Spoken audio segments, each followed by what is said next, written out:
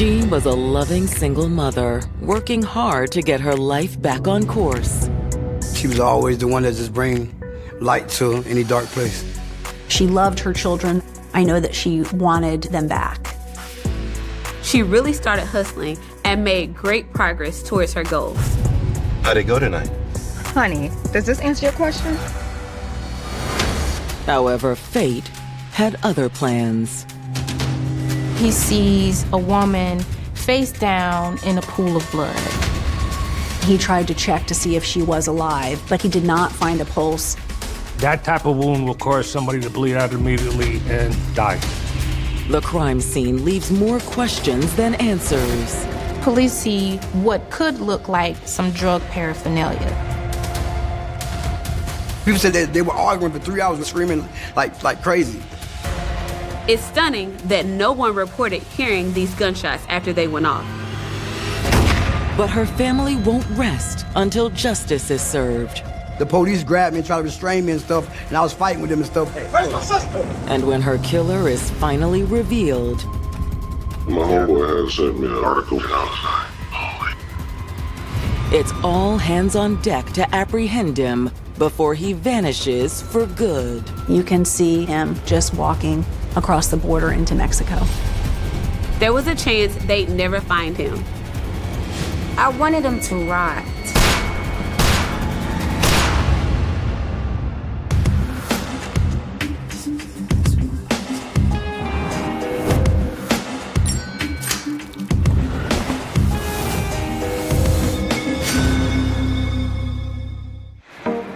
July 26, 2020, Lantana, Florida. It's early Sunday morning in this coastal community just south of Palm Beach. Lantana's kind of like all the rest of the smaller towns along the East Coast in Palm Beach County. It's a sleepy beach town. Despite being so close to a tourist hotspot and on the coastline, Lantana isn't a tourist destination. It's mostly for the locals. It's a small community, probably about 12,000 residents, middle class, mostly hardworking people who live there. However, despite its small size, Lantana is no stranger to crime. Some parts of Lantana, the further east you go, is a little more sketchy, if you will. It is an area that is pretty high with crime and drugs and just other economic challenges. At a small, unassuming motel on the east side of town, one of the guests is returning to his room after having a smoke. When he went outside a few minutes earlier, he noticed the door to another guest room was open, and he didn't think anything of it. But as he's coming back, the door is still open. His curiosity got the best of him, and he looked inside. Hey, is anyone in there? At first, he could only sort of see her legs that were sort of protruding from the edge of the bed because her body was being blocked by the bed. Miss! He walks in a little bit further in the room. He sees a woman face down in a pool of blood. Miss! Miss! He tried to check to see if she was alive, so he did feel her neck and her arm for a pulse. He did not find a pulse. He immediately dials 911. Yeah, I think I just found a dead body.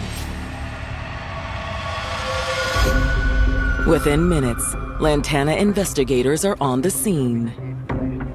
Police are no stranger to this area, and even this motel. This is an area where a lot of crime takes place. They found the young woman laying on the floor, face down.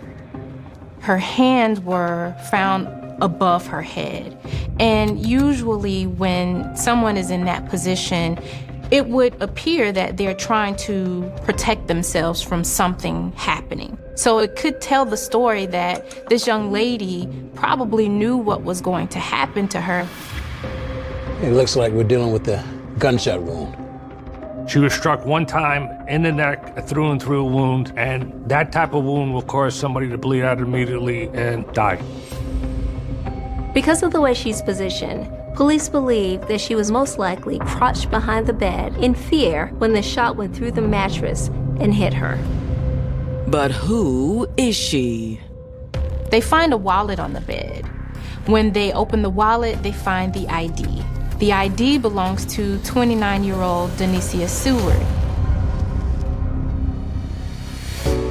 Wherever Denicia Seward went, joy seemed to follow. She had a personality out of this world. My sister loved gymnastics, and she loves to dance. If any time somebody in the room was mad or whatever, she would know how to just make the whole energy change. That happy-go-lucky person, always the one that just bring light to any dark place. As one of 5 siblings, Denicia always cherished being surrounded by the people who loved her. I've got a big family, but we always was together until we got grown. We always had each other's back. But there was no one Denicia cherished more than her 4 kids. Denicia loved her children. She was the best mom. She was really loving and caring about me. She was a very good person. She was funny. However, being a single mom came with its fair share of challenges, and Denicia soon found herself struggling to keep up. She started struggling with drug addiction. She became overwhelmed by the financial responsibilities of raising 4 kids, and she had to make the difficult decision to let them live with their fathers while she got her finances in order. She loved her children and she wanted her children. She was really sad that she currently didn't have them, and I know that she wanted them back. Determined to make ends meet, Denicia got a job as an exotic dancer. She was down on her luck at this time, and she was living in a motel. She was trying to better her life and get back on her feet. She was like, I gotta provide my family, and that's what she did. That's what she did. So, I respect it. Denicia also had a supportive boyfriend named Jason Miller that was with her every step of the way. How'd it go tonight? Honey, does this answer your question? They met at the club. He's like a kind of dude that he deals with girls like that, but he fell in like it to my sister. You are good at what you do, that's for sure. Thank you. Jason was known as a bit of a gentle giant. He's a big guy, but he's a teddy bear. And he treated Denicia and her family with the utmost respect. When they first met, he came to me like, look, man, I'm gonna take care of him. I know what people may say about me. I'm like, bro, just don't put your hands on my sister. I'm like, I don't care what you do. She's small, she's this big. Compared to you, she just don't put your hands on my sister. With Jason by her side, it seemed like only a matter of time before Denicia would turn her life around and get her kids back. She loved them, they were inseparable. But Denicia's dreams for a better future are shattered when she's discovered shot to death inside a seedy motel on Lantana's east side.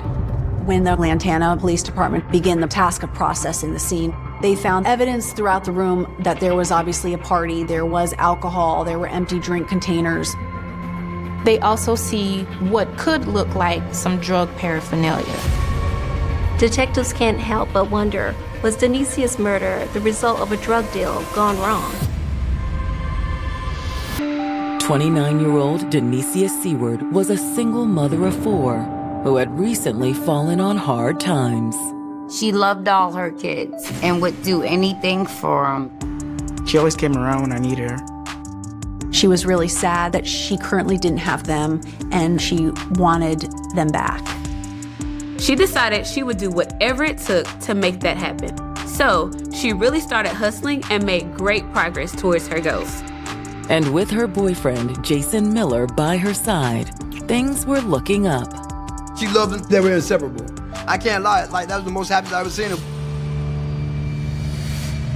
But in the early morning hours of July 26th, Denicia has been found brutally murdered in a motel room in Lantana, Florida. So now they have to figure out who did this to her. In the room, detectives see what could look like some drug paraphernalia. Detectives can't help but wonder, was Denisia's murder the result of a drug deal gone wrong? When detectives continue to examine the room, they locate 6 shell casings sprawled across the floor. It's clear the shot that hit Denisia wasn't the only shot fired that night. The shell casings match each other. They were all shot from the same firearm. It was determined that the firearm that was used was a Glock 40, which is a powerful weapon used by the military and most police agencies. It's stunning that no one reported hearing these gunshots after they went off. But unfortunately, the sound of gunshots is pretty typical in this area. A lot of times, people just don't want to get involved. Further complicating things, motel management isn't on site. Still no answer. There's not a manager or motel employee detectives can easily speak with to get surveillance footage or more information. As Lantana police continue trying to get a hold of someone that works at the motel, detectives get whatever limited information they can out of the other motel guests. Some guests admitted they heard arguing coming from Denisia's room. I heard arguing around 2:30 a.m. The guests say it sounded like a male voice. People said they were arguing for 3 hours and screaming like crazy. Did you see what he looked like? No. Detectives believe that whoever Denisia was arguing with that night must be the person who killed her. Meanwhile, news of Denisia's passing spreads throughout the community. There were lots of people that were posting on social media what they thought was happening at the motel. So her family and friends started to show up at the motel. I was one of the first ones called, and I even thought it was real. When I had pulled up on the scene, the police grabbed me and tried to restrain me and stuff, and I was fighting with them and stuff. Dad, my sister's in here. Sorry for your loss. All right, just break it down a little bit, all right? Once investigators are able to calm Brian down, they try to see if he has any information that could aid in the investigation. Do you have any idea who could have done this? No, I have no idea. I just got out of prison. I had just came home from prison. I never seen her a day alive after I got out.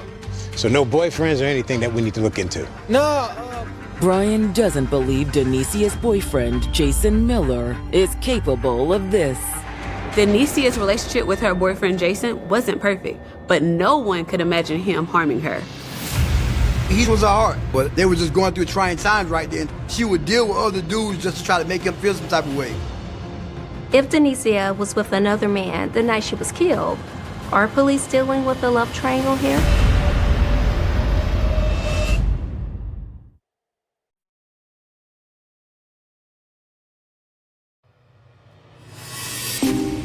In July of 2020, police in Lantana, Florida are investigating the mysterious shooting death of 29-year-old Denisia Seward, and her family is still reeling from the tragic news.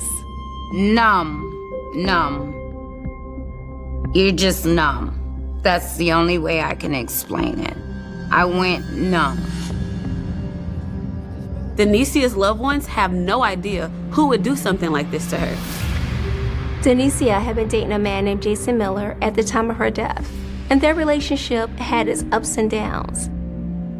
But Denisia's brother insists Jason would never do anything to harm her. He would never do nothing like this. She would deal with other dudes just to try to make him feel some type of way, but he was a heart. Upon learning Denisia may have been seeing other men in addition to Jason, detectives must consider a new possibility. If Denisia was with another man the night she was killed, are police dealing with the love triangle here? Then when's the last time you had contact with Jason?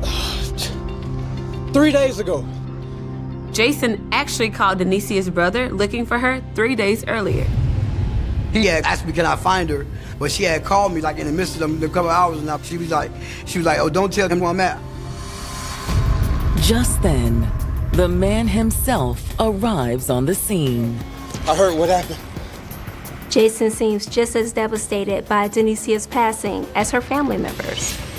Do you have any idea who she could have been with last night? She was with someone?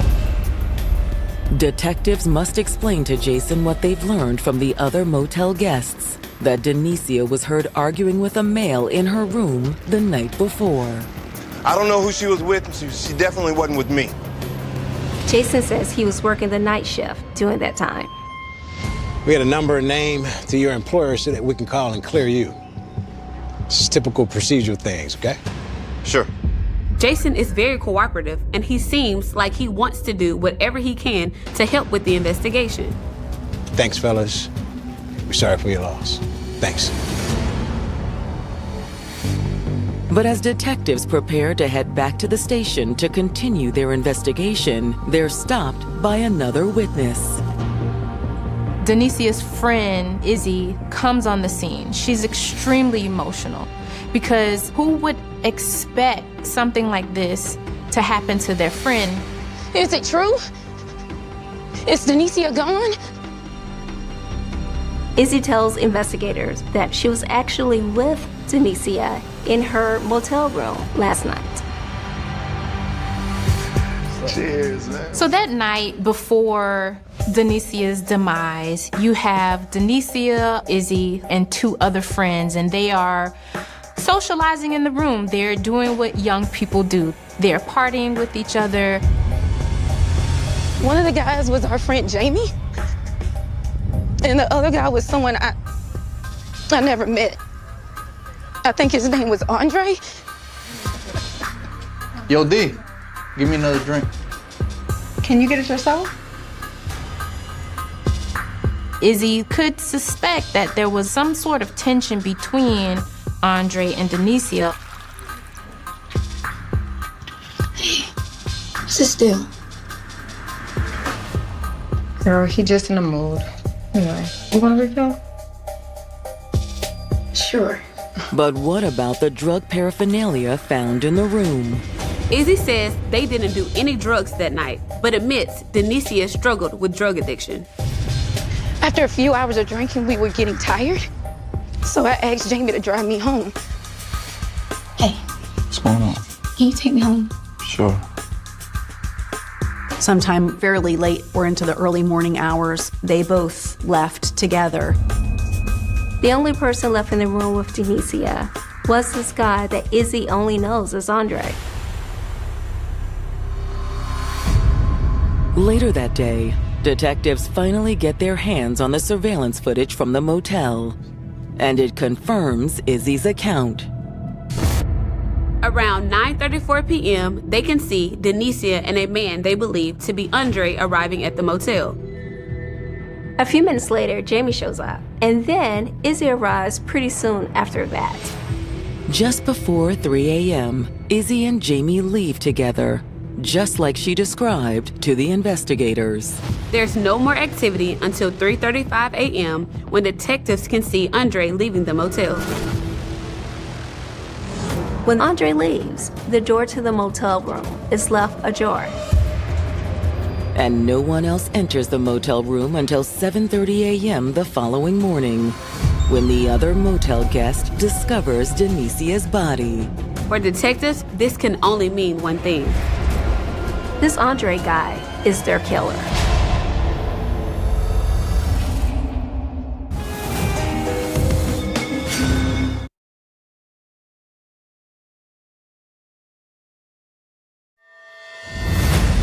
Florida detectives investigating the murder of 29-year-old Denicia Seward have just gotten their first big break in the case after obtaining surveillance video from the motel where she was killed. They can see a man they only know as Andre leave the room shortly before her body was found. He then goes into a dark-colored sedan and drives off. When detectives run the plates on the vehicle, it comes back to 28-year-old Andre Ramirez. At this point, they're certain Andre is their killer. But surprisingly, Andre's background is completely clean. Mr. Ramirez did not have a prior criminal history. So what led him to kill Denicia? Police need to track down Andre Ramirez immediately. There are still so many questions in this case. Unfortunately, though, tracking down Andre is no easy task. He's not at any of his last known addresses, and his phone is going straight to voicemail. So they put out a bolo. Next, detectives try contacting those closest to Andre.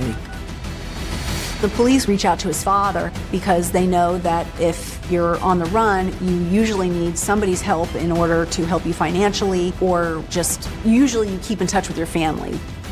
The detectives point blank tell him that his son is potentially linked to a murder case.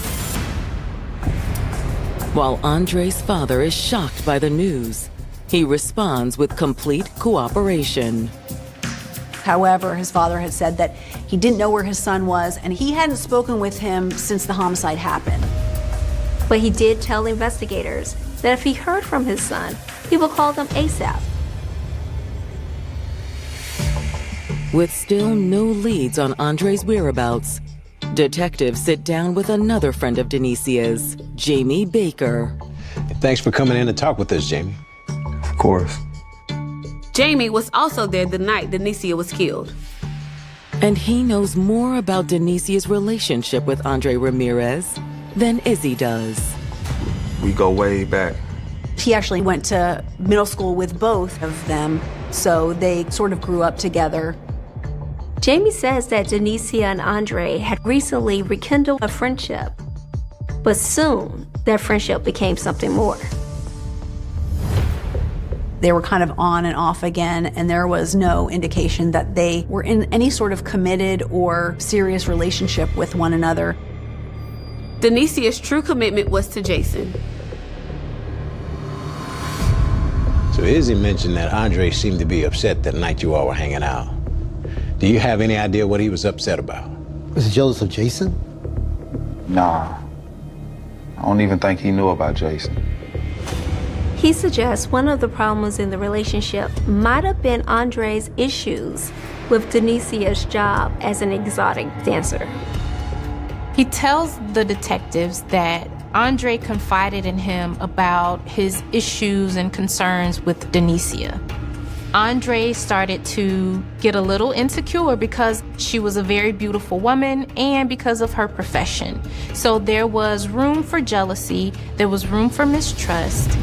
But was that enough motive for murder? To the detectives, it still feels like something is missing here. Meanwhile, on the other side of town, Andre's father receives an unexpected call from his son. Hello? Hey, Dad. Andre? Son, where are you? The police are looking for you. He asked where Andre was, but Andre would not tell him where he was located. Andre did acknowledge to his father that he felt that he had failed his family, he had failed himself. His father is asking him to turn himself in, but he's fleeing. Listen, you've got to come back. Okay. I think this is just a big misunderstanding. I'm sorry I let you down, Dad. I've got to go. Hello? Andre's father immediately informs police about the phone call. To detectives, the phone call is a clear admission of guilt. It doesn't sound like he has any plans of coming back and facing the consequences. He's now on the run. But the number Andre called from gives detectives a clue to his current whereabouts. Andre's father says he didn't recognize the number that Andre called him from. It wasn't his main cell phone number. I think it was a 404 number in Georgia. So police officers speculate that he had to have got a phone, such as a track phone or a burner phone, in Georgia. Could Andre still be there now? It's possible he's hiding out somewhere in Georgia. But it's also possible he had just picked up this burner phone when he was passing through Georgia to his next destination. Seeing the great lengths Andre has gone to evade capture, Lantana detectives decide to call in federal support. The local police department doesn't have the capability to track a fugitive. So when you have a fugitive and he's left the state, you contact the U.S. Marshal's office. They have the resources and the technology to track even burner phones, especially once they know the phone number, which they were able to acquire from Andre's father. Lantana investigators also turn to the public for help. A Crime Stoppers tip line offers a reward up to $3,000 for any tips leading to an arrest. During this time, Denicia's loved ones are starting to grow restless. It was frustrating because we wanted justice. But, I mean, we can't do the job that the police can do, so really, we just had to just wait and pray that he got caught. And on July 29th, U.S. Marshals finally make a breakthrough in the case. They're able to trace Andre's burner phone from the location where he first purchased it near Georgia through 3 other states: Alabama, Mississippi, and Louisiana.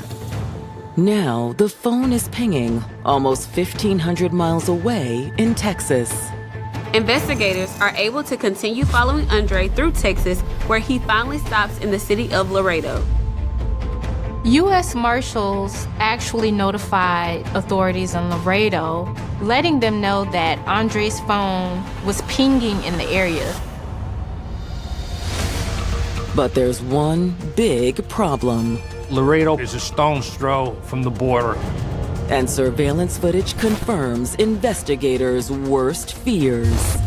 You can see Mr. Ramirez basically parking his car and heading in the direction of the border.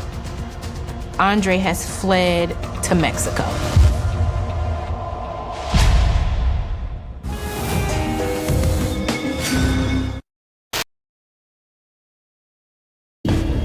By July 2020, investigators have zeroed in on Andre Ramirez as the prime suspect in the murder of 29-year-old Denicia Seward. However, he's now on the run. He was last spotted in Laredo, Texas. Authorities in Laredo locate Andre's abandoned car, but there's no sign of their fugitive. They did a processing of that car. In the trunk, he's got a speed loader for a Glock 40 that matched the type of casings that were located and the projectiles located on the scene. But they didn't find the weapon. And surveillance footage confirms investigators' worst fears. You can see Mr. Ramirez basically parking his car and heading in the direction of the border and basically just walking across the border into Mexico. So now it's safe to say that Andre has fled to Mexico. However, U.S. authorities aren't giving up. At this point, all hands are on deck. You have the U.S. Marshals, you have the Mexican police, and then you have the authorities in Laredo. They are working together to make sure that they are able to secure Andre. But several more months pass with no signs of Andre. And Denicia's loved ones start losing hope they'll ever see justice served in her case. Like, this dude, there's no way he should have went on the run that long. Like, come on, like, that's crazy. Like, I don't even understand that. He took my sister. I wanted him to rot. With pressure mounting, Lantana detectives press on and continue building their case. In early August, Lantana police get a call from one of Andre's friends. He believes Andre stole a gun from him, and that was a gun used to kill Denicia. All right, can you walk me through from when the last time you saw it and all the way through? We went out to like shooting. It was on a Friday. He and Andre had gone target shooting 2 weeks or so before the murder. After they were done at the shooting range, Andre asked to borrow his gun for a while. Okay. What kind of gun was it? It was a Glock 40-22. And the gun was never returned. You saw what's going on with them though, right? Yeah, my homeboy had sent me an article and I was like, holy. So after he realized that Miss Seward was killed, that Andre Ramirez was missing, and that he was nowhere to be found, this friend then contacted law enforcement because he was concerned that this gun, if it did show up, it would come back registered to him, and he didn't want to be on the hook for this homicide. But unfortunately, Andre's friend has no idea where he is now. He hadn't spoken to him since that day at the shooting range. However, when detectives get their hands on the cell phone records from Andre's main device, they finally start to get more answers on the motive in this crime. Like Jamie described, Denicia and Andre appear to have had a very on and off relationship. Things really started to become sticky between them, and it kind of escalates into this tense relationship. It didn't help the situation when the couple's romantic relationship evolved into a working relationship. In addition to being an exotic dancer, Denicia started working as an escort with the help of Andre. We're going to be making money like you've never seen before. Detectives found ads outlining Denicia's services on several platforms paid for by Andre. He would also pay for her motel rooms and food while she was escorting. These escorts, I mean, in Florida, they make quite a bit of money. So he was making money off her. What he did is he took a percentage of what she was doing. He'd get a motel room, and she could make up to $500 to $1,000 a night, depending on what the client was paying. But through the text messages, it appears that Denicia eventually became uncomfortable with this setup. In the text messages, detectives are able to see the distress that Denicia was in because she was constantly telling Andre about the things that she did not like in their relationship. How'd it go? Fine. Let me see. She felt that she was being mistreated or maybe even used. It does seem that she had expectations of him to be her protector, that she believed that there was more to the relationship than perhaps him helping profit from her body, which, looks like what happened here. Andre, I don't want to do this anymore. What? Andre still tried to maintain control through saying, different things to kind of appeal to her heartstrings. Baby, let's think about this for a second. Don't you want your kids back? Yeah, but... Baby, we're so close. Just look at this cash. This is what you often see in an abusive relationship. Not all abuse is physical. And this sounded like this was more so about dominance and control. Got another guy coming the next few hours. Get yourself cleaned up, okay? If Denicia refused to let Andre control her, is that what sent Andre over the edge? Now more than ever, investigators are desperate to track down Andre Ramirez. With Andre having fled to Mexico, there was a chance they'd never find him. But on July 9th, 2021, nearly a year after Denicia was killed, Lantana detectives get the call they've been waiting for. Lantana homicide. Mexican authorities found Andre. Andre has been detained and he is in custody.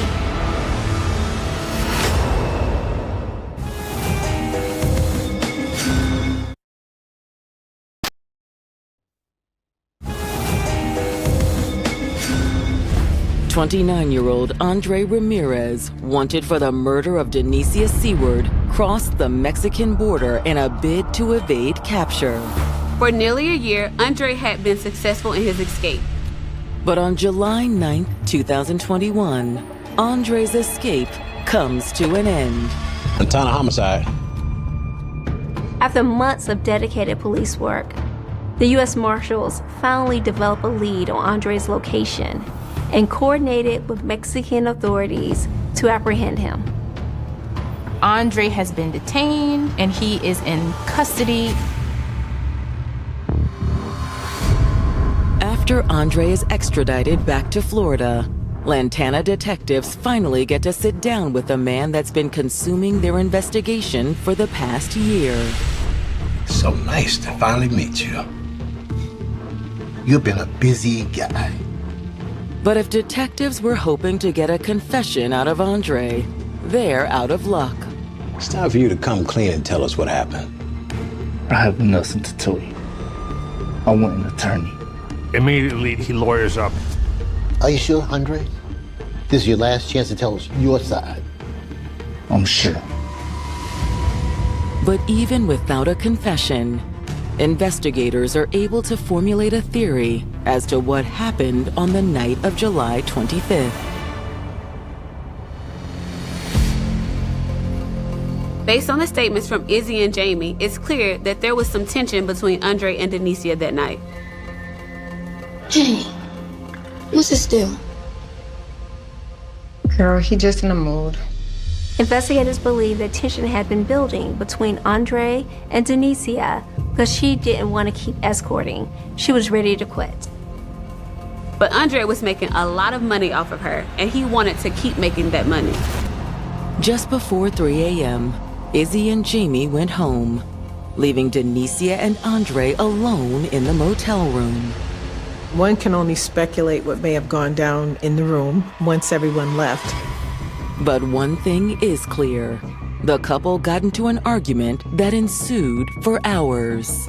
Multiple motel guests reported hearing it. I'm so sick and tired of you taking advantage of me. Where do you think you'd be without me, huh? At some point, Andre drew the .40 caliber handgun he'd stolen from his friend. What are you doing? Put that away. Once Denicia realized what was about to happen, she ducked behind the bed for cover. But it was too late. Andre sprayed the room with bullets, one of which went through the mattress and hit Denicia. Oh my God. After she was dead, he probably started to panic. He left the motel and started planning his escape, which eventually led him to Mexico. He didn't just drive home. He just drove and drove and drove until he ended up driving all the way to Texas and then fleeing to Mexico. This was a man who knew he just did something wrong, knew he did something horrible, knew he took her life, and just wanted to get out of there as fast as he could. Andre Ramirez is charged with second-degree murder. Prosecutors decided to go with second-degree murder charges in this case because they couldn't prove the crime was premeditated. We didn't have any evidence to suggest that this was an intentional act. It seemed like it was a heat of passion type of thing. But in Florida, the maximum penalty for second-degree murder is still pretty strict. The maximum sentence for second-degree murder is life. And with the plethora of evidence against him, Andre sees the writing on the wall. Ultimately, Mr. Ramirez decided to accept a plea in this case. He pled to second-degree murder and agreed to spend 20 years in the Department of Corrections. So in this type of case here, he's got to do 85% of that time. So he's still young enough to come out around the age of 50. For Denicia's loved ones, it's a shockingly lenient sentence. I'm glad he's not able to hurt anyone else, but I always feel like how you take someone out, that's how you should go. I didn't truly understand the meaning behind it, but, you know, I guess death is not for us to understand. No matter how you look at this is a senseless tragedy, and it should have never happened, and she deserved better. That was my mom, and I love her a lot, and I miss her. I just miss her presence, her goofiness. That's my only sister, you know? You never get another sister back. We all wish she was here, but she still is in spirit. Like, I love her that much. Like, a lot of people say, oh, why you bringing her back up? But this is what I like. I feel like she's right here. You feel me? I feel like she's right here. I want people to know that she was a very loving, kind, smart young lady, And I hope that this is gonna touch other women. If you have any signs or see signs of abuse, get help. Call somebody. Tell somebody. And it may save a life. And that's what I hope that we can get by doing this for Denicia Seward. California in the mid-1970s was a place of remarkable growth. New housing developments stretched across Sacramento and the surrounding suburbs. Young families moved into quiet neighborhoods believing they had found safety, stability, and the promise of a better future. Streets were lined with modest homes, children rode bicycles until sunset, and neighbors rarely locked every door before going to bed. Violent crime existed, but few residents imagined that an offender would repeatedly enter occupied homes at night, attack strangers, and disappear without leaving investigators a name.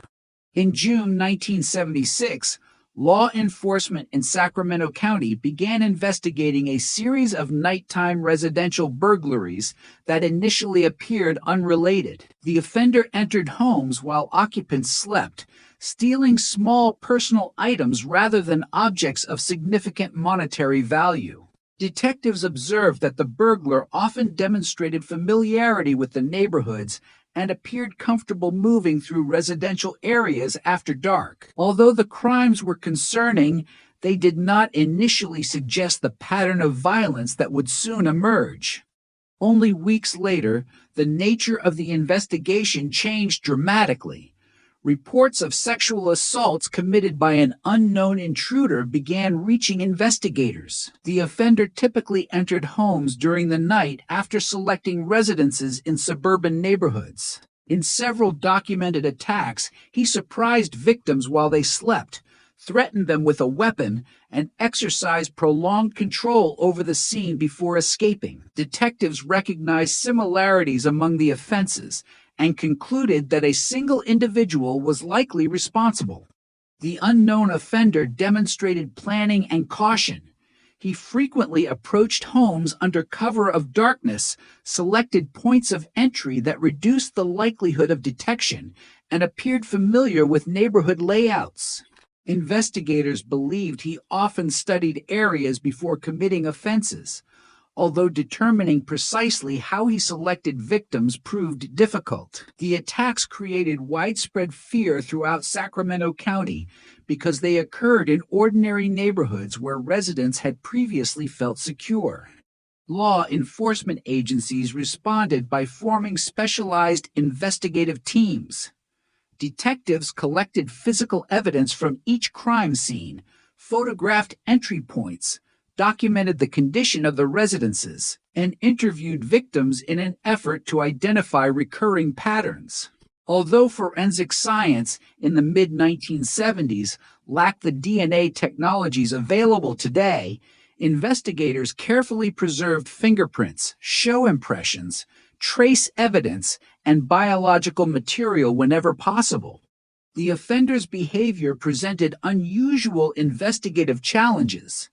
He varied his routes of approach and escape, struck across multiple jurisdictions, and often committed offenses during hours when witnesses were unlikely to be present.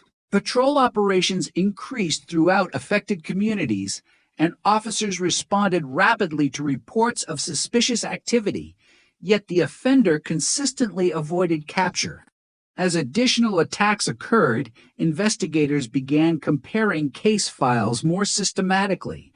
Similar methods of entry, offender behavior, and victim accounts suggested a continuing series rather than isolated incidents. Detectives shared information across agencies in an effort to determine whether crimes occurring in neighboring jurisdictions might be connected.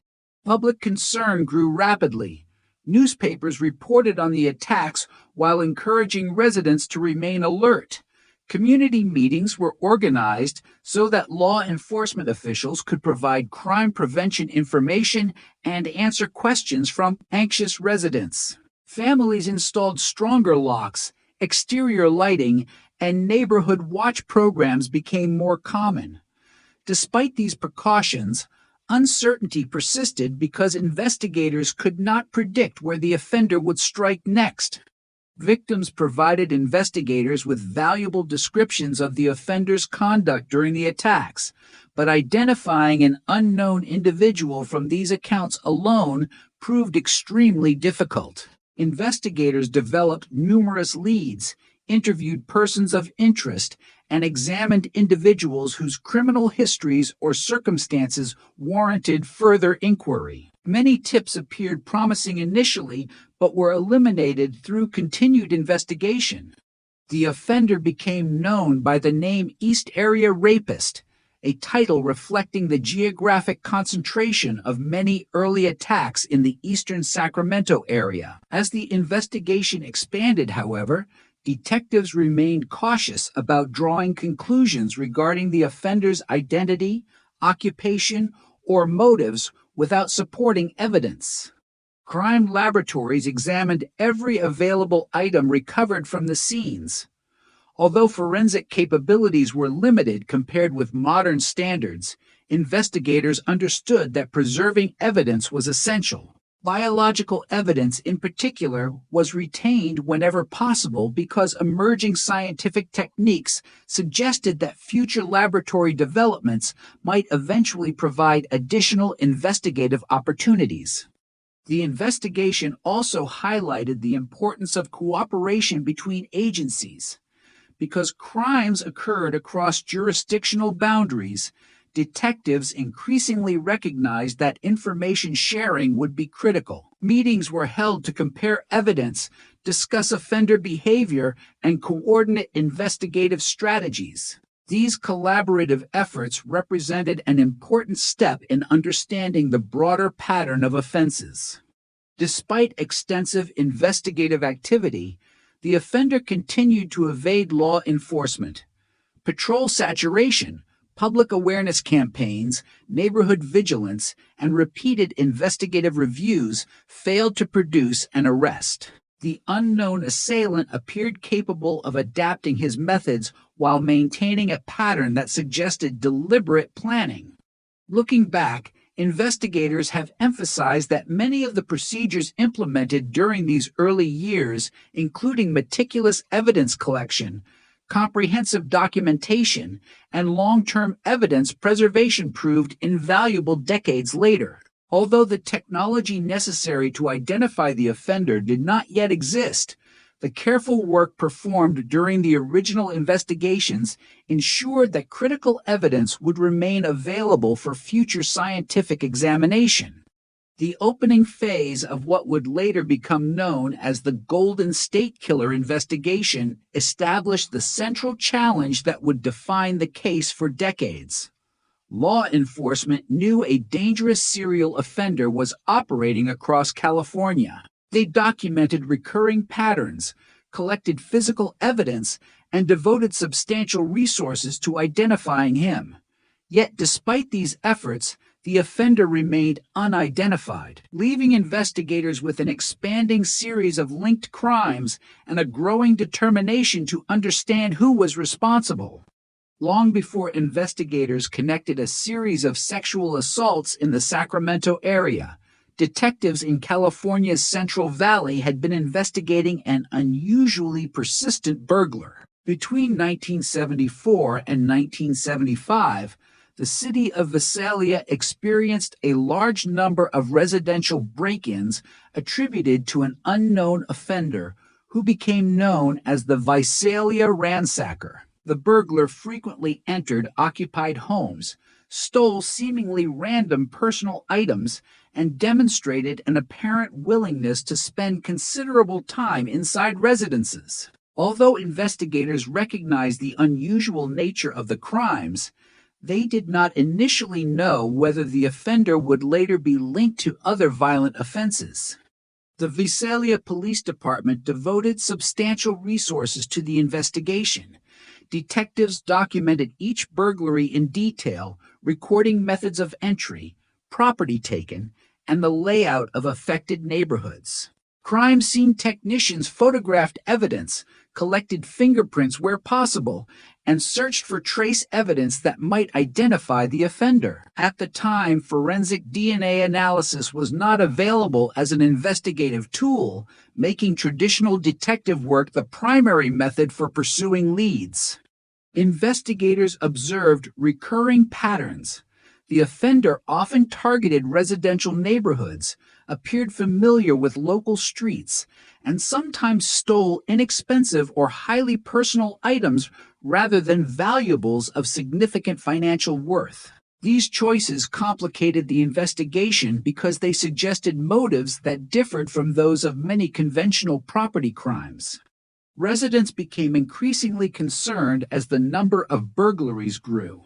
Community meetings were held to discuss crime prevention, and law enforcement encouraged homeowners to report suspicious activity immediately. Patrols were increased in affected areas, while officers attempted to identify patterns in the offender's movements.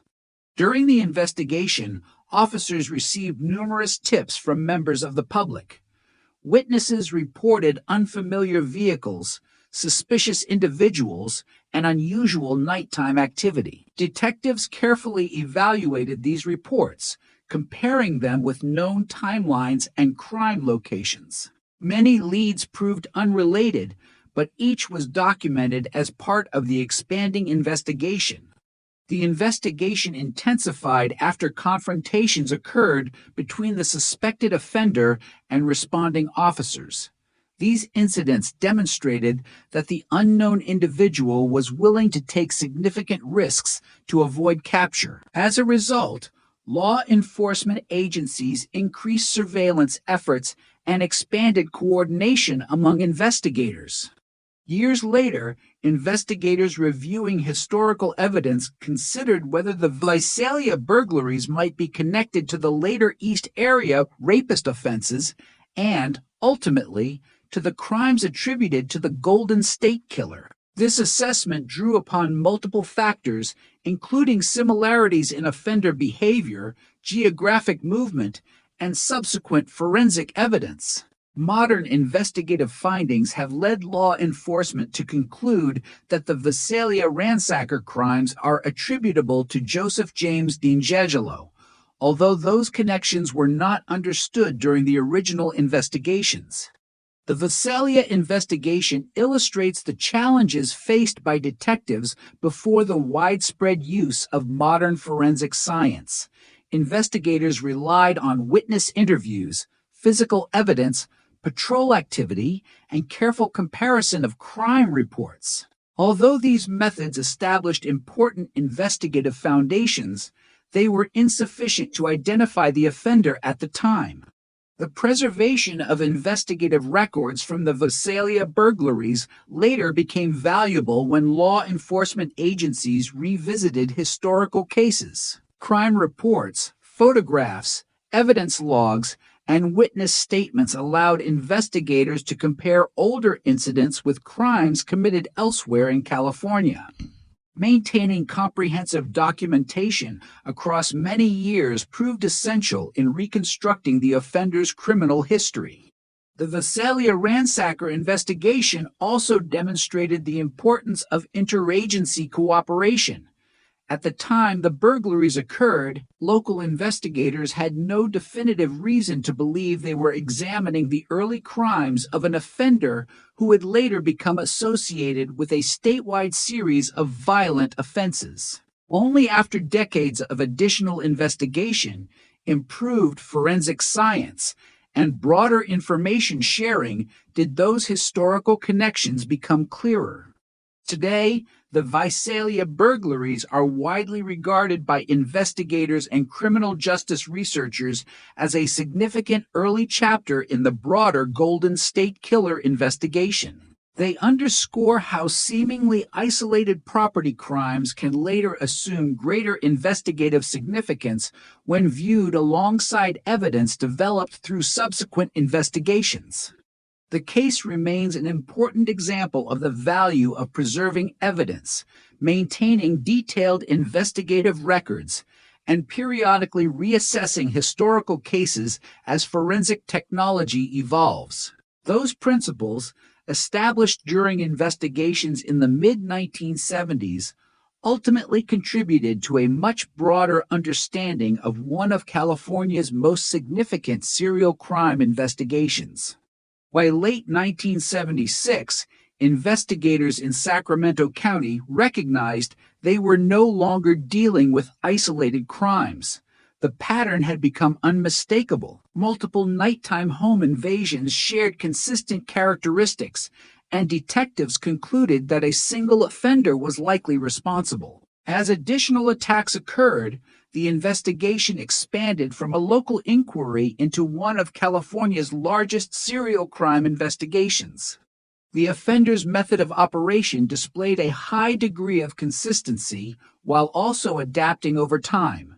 He typically entered occupied homes during nighttime hours after selecting residential neighborhoods. Investigators believed he often spent time observing areas before committing offenses, although establishing the extent of this surveillance proved difficult. Victims consistently described an offender who appeared organized, prepared, and determined to maintain control over the situation. Sacramento County Sheriff's Office investigators established specialized teams to coordinate the growing number of reports.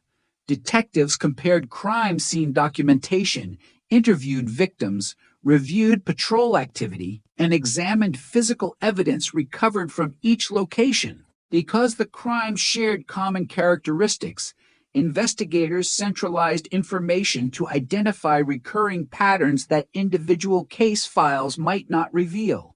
Victim interviews became one of the most important components of the investigation. Detectives documented detailed accounts regarding the offender's actions, methods of entry, statements made during the crimes, and the sequence of events. These interviews were conducted with considerable care, recognizing both the traumatic nature of the offenses and the importance of preserving accurate investigative information. Crime scene investigators collected every available form of physical evidence. Fingerprints, show impressions, tool marks, fibers, hairs, and biological evidence were documented whenever present. Although forensic DNA profiling would not become available for criminal investigations until years later, investigators preserved biological material according to accepted evidence handling procedures whenever possible. As additional jurisdictions reported similar offenses, cooperation among law enforcement agencies became increasingly important. Detectives exchanged investigative reports, maps, suspect information, and forensic findings. These collaborative efforts helped establish that the offender's activities extended beyond a single neighborhood and required a coordinated regional response. Public concern continued to increase. Residents installed improved locks, exterior lighting, alarm systems, and neighborhood watch programs. Law enforcement agencies distributed crime prevention information, encouraging residents to report suspicious activity promptly and to remain alert during nighttime hours. Community meetings provided opportunities for investigators to explain what could safely be shared without compromising the investigation. Despite extensive publicity, identifying the offender remained difficult. Investigators received thousands of tips from members of the public. Every lead required evaluation, ranging from reports of suspicious vehicles to information regarding individuals whose behavior appeared unusual. Detectives compared these reports against known timelines and available evidence, eliminating many possibilities through interviews and corroboration. The investigation also relied upon behavioral analysis. Detectives examined recurring aspects of the offender's conduct to better understand how he selected neighborhoods, approached residences, and avoided detection. While behavioral observations helped guide investigative strategies, they were treated as analytical tools rather than evidence identifying any particular individual. As the number of linked crimes increased, investigators devoted substantial resources to surveillance operations.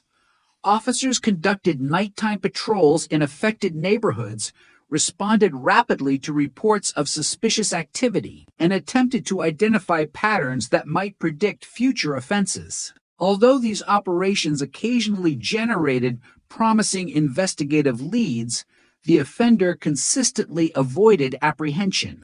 Forensic laboratories continued examining evidence recovered from multiple crime scenes. Advances in serological testing allowed scientists to compare certain biological characteristics, but the technology available during the 1970s could not identify an unknown individual with the precision that DNA profiling would later provide. Nevertheless, investigators preserved evidence carefully, recognizing its potential future value. The expanding investigation also highlighted the importance of comprehensive record management. Detectives created detailed case files documenting each offense, including crime scene photographs, witness statements, forensic reports, maps, and investigative summaries. These records would later become essential when investigators revisited the case using modern forensic methods. As months passed, the offender's attacks continued despite intensive investigative efforts. The inability to identify or arrest the individual created increasing frustration among investigators and heightened concern within affected communities. Law enforcement agencies remained committed to pursuing every credible lead while continuing to preserve evidence for future examination. Looking back, this phase of the investigation illustrates the strengths and limitations of homicide and major crime investigations before the widespread use of forensic DNA analysis. Detectives employed extensive traditional investigative methods, coordinated across jurisdictions, and documented evidence meticulously. Although these efforts did not immediately identify the offender, they established the investigative foundation that later generations of detectives and forensic scientists would rely upon when advances in DNA technology transformed the case decades later.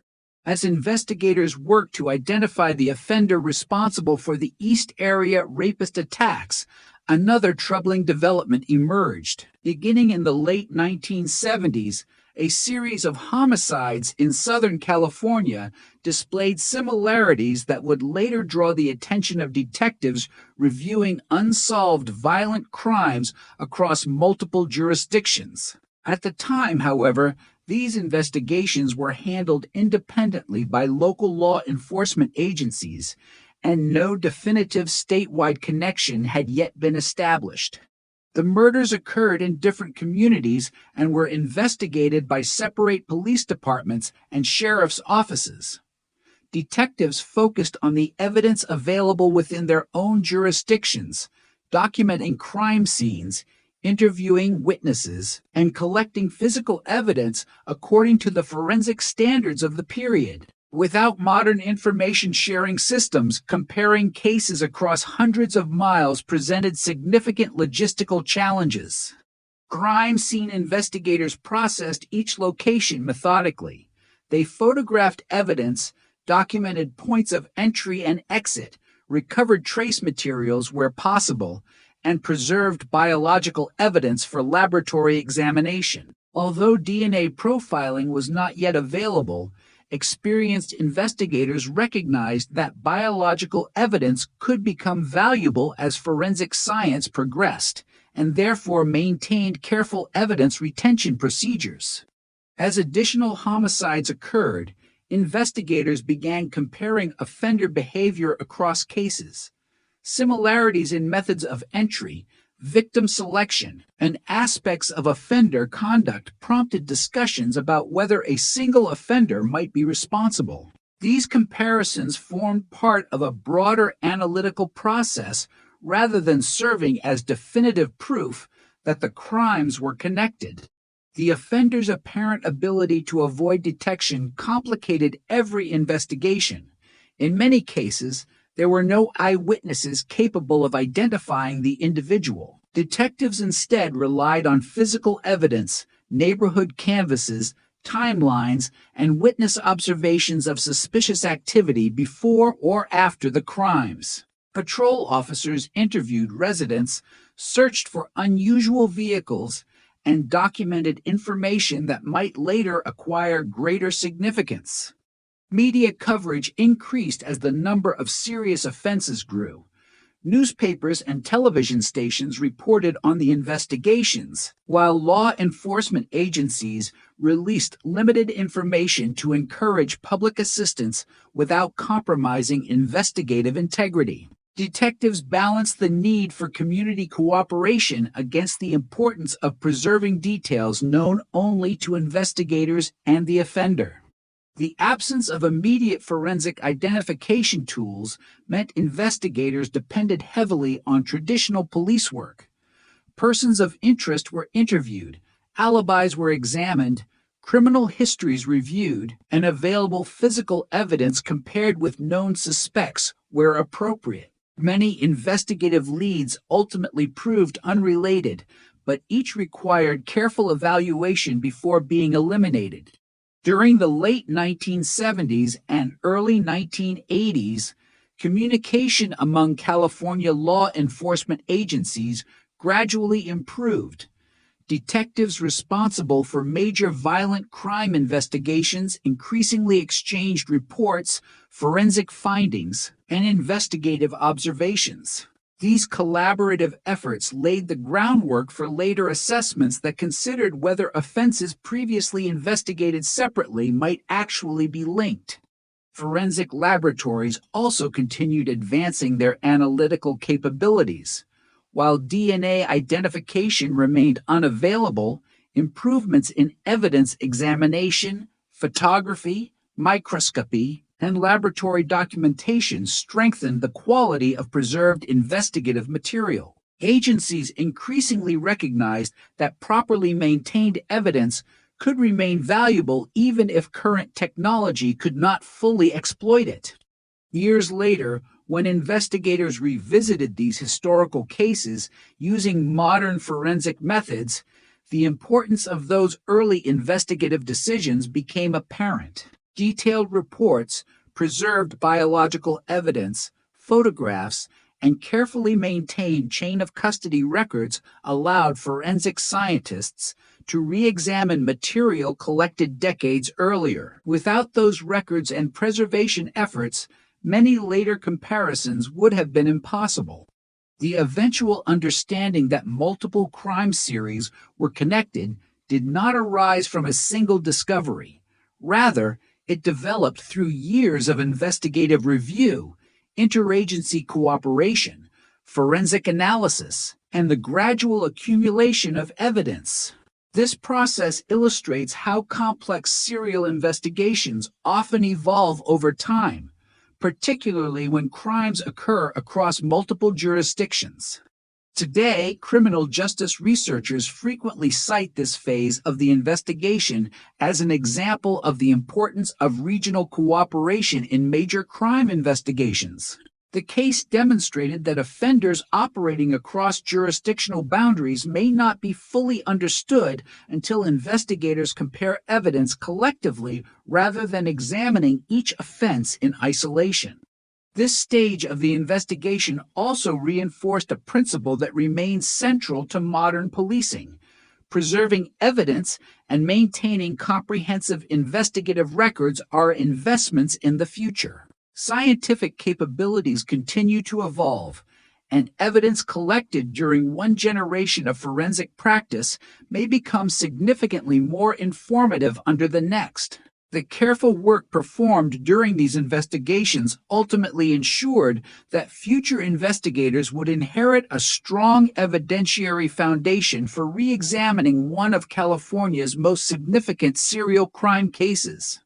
For several years, investigators across California worked on violent crime investigations that, at first, appeared to have no direct relationship. Different law enforcement agencies were responsible for crimes committed in separate jurisdictions, each focusing on evidence collected within its own geographic area. As a result, detectives initially pursued their investigations independently, relying on local witnesses, physical evidence, and investigative leads. During the late 1970s and early 1980s, communication between agencies gradually increased. Detectives began comparing reports describing offender behavior, methods of entry, crime scene characteristics, and victim accounts. Although similarities alone could not establish that the same individual had committed multiple offenses, the comparisons encouraged investigators to examine whether certain cases might be linked. One important factor was the preservation of physical evidence. Crime scene investigators had retained biological samples, photographs, reports, and other forensic material from numerous investigations. Although forensic DNA profiling was not yet available when many of the crimes occurred, proper evidence handling ensured that these materials remained available for future examination.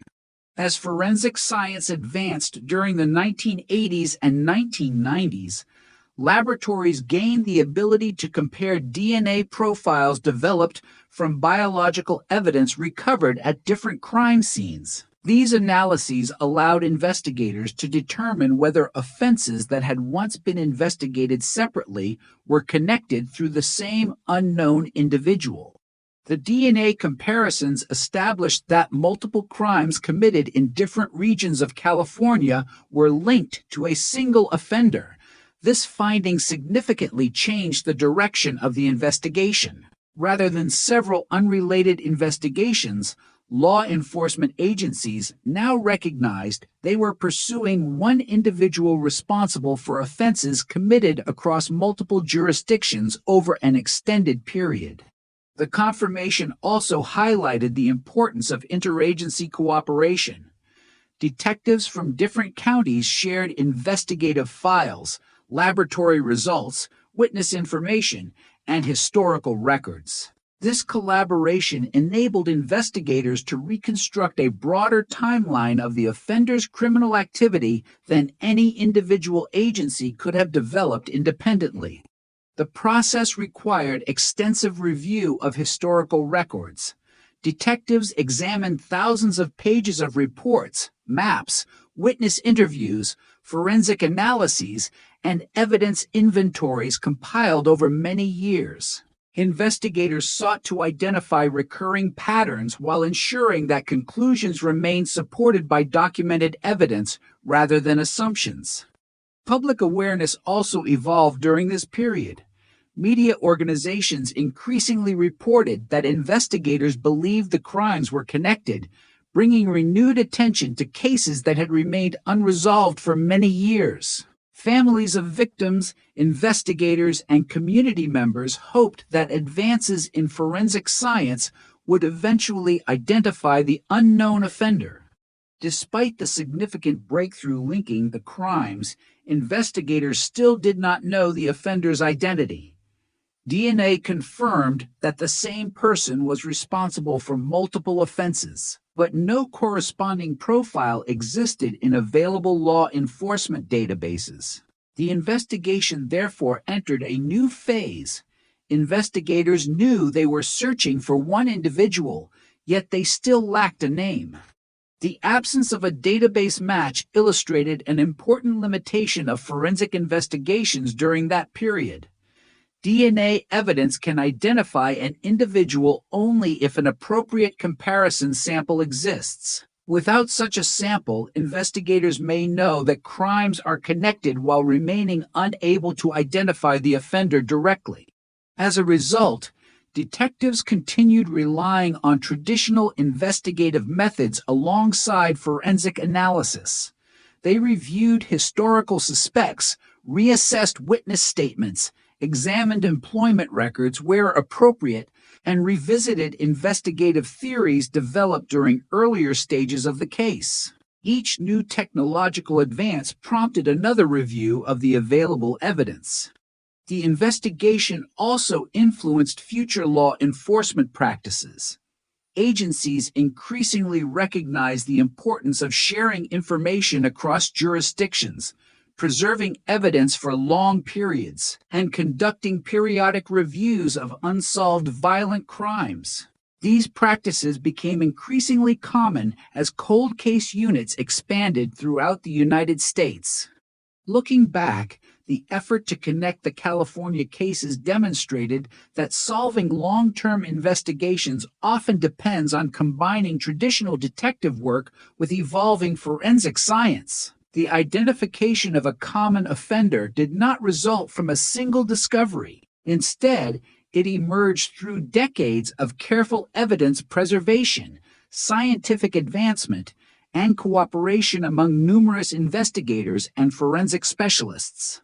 Today, this phase of the investigation is widely regarded as a turning point. By establishing that multiple crimes were committed by the same unknown individual, investigators transformed several independent investigations into one of the largest coordinated serial crime investigations in California history, setting the stage for the forensic developments that would follow many years later.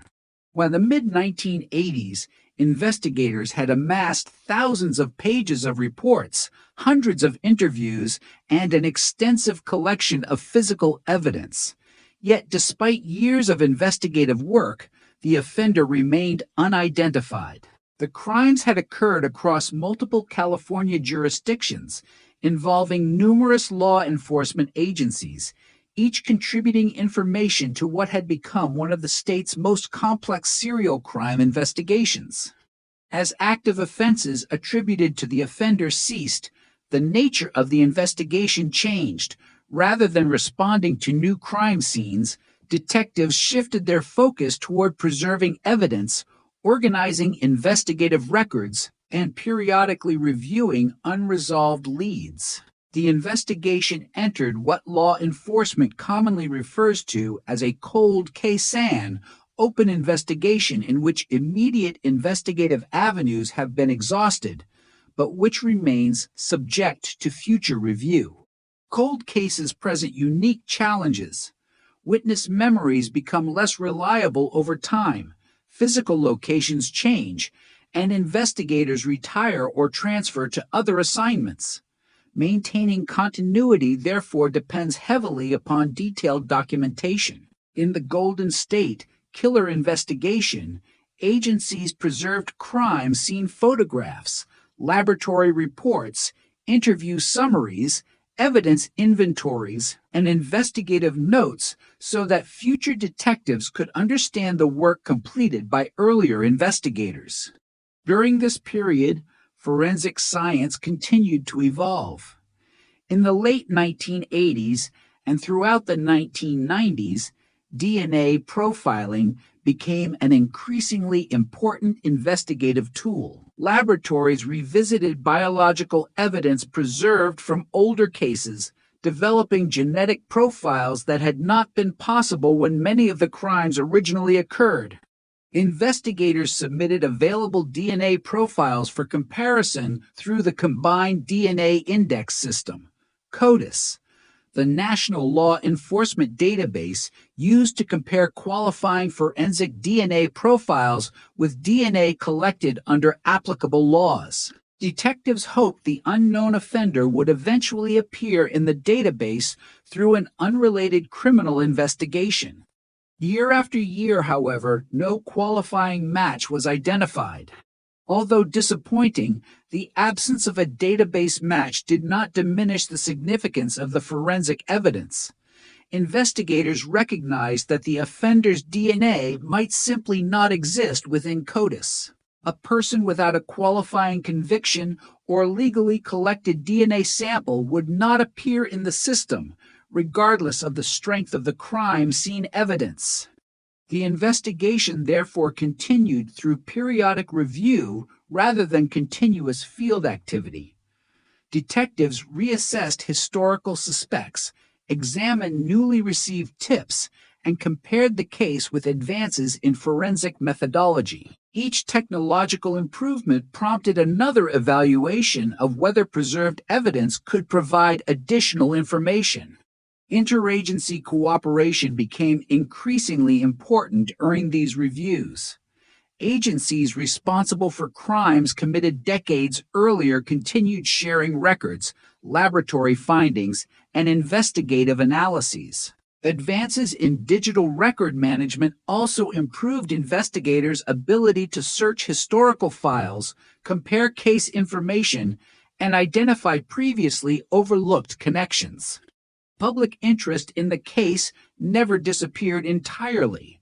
Books, newspaper articles, television documentaries, and academic discussions periodically renewed attention to the investigation. These publications generated additional public tips, although none immediately identified the offender. Nevertheless, investigators evaluated credible information whenever it was received. One enduring strength of the investigation was the quality of the original evidence preservation. Crime scene investigators in the 1970s had carefully collected biological evidence despite having no access to the sophisticated DNA technologies that would later become available. Their adherence to established forensic procedures ensured that the evidence remained suitable for increasingly advanced laboratory analysis.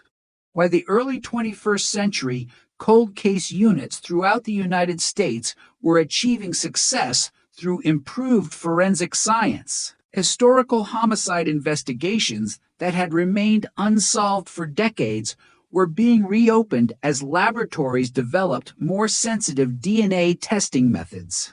These successes encouraged investigators responsible for the Golden State Killer investigation to continue preserving evidence and monitoring scientific developments. The case also became an example frequently discussed within law enforcement training. Detectives emphasized the importance of meticulous crime scene documentation, long-term evidence preservation, and comprehensive investigative records. Although these practices had not yet identified the offender, they ensured that future investigators would inherit a strong evidentiary foundation. As years passed without a direct DNA database match, investigators increasingly recognized that identifying the unknown offender might require methods beyond conventional forensic comparisons. Scientific advances were continuing at a rapid pace, and researchers were developing new approaches capable of generating investigative leads even when no direct database match existed. Those emerging techniques had not yet become standard investigative practice, but they represented a significant shift in forensic science. Instead of asking whether the offender's DNA already existed in a criminal database, investigators began considering whether genetic relationships themselves could become investigative clues. This possibility marked the beginning of a new chapter in the history of cold case investigations. After decades of careful evidence preservation, patient investigative review, and continual scientific progress, the foundation had been laid for a method that would ultimately transform not only the For decades, investigators possessed one critical piece of evidence that consistently pointed toward the unknown offender: a forensic DNA profile developed from biological evidence collected during the original investigations.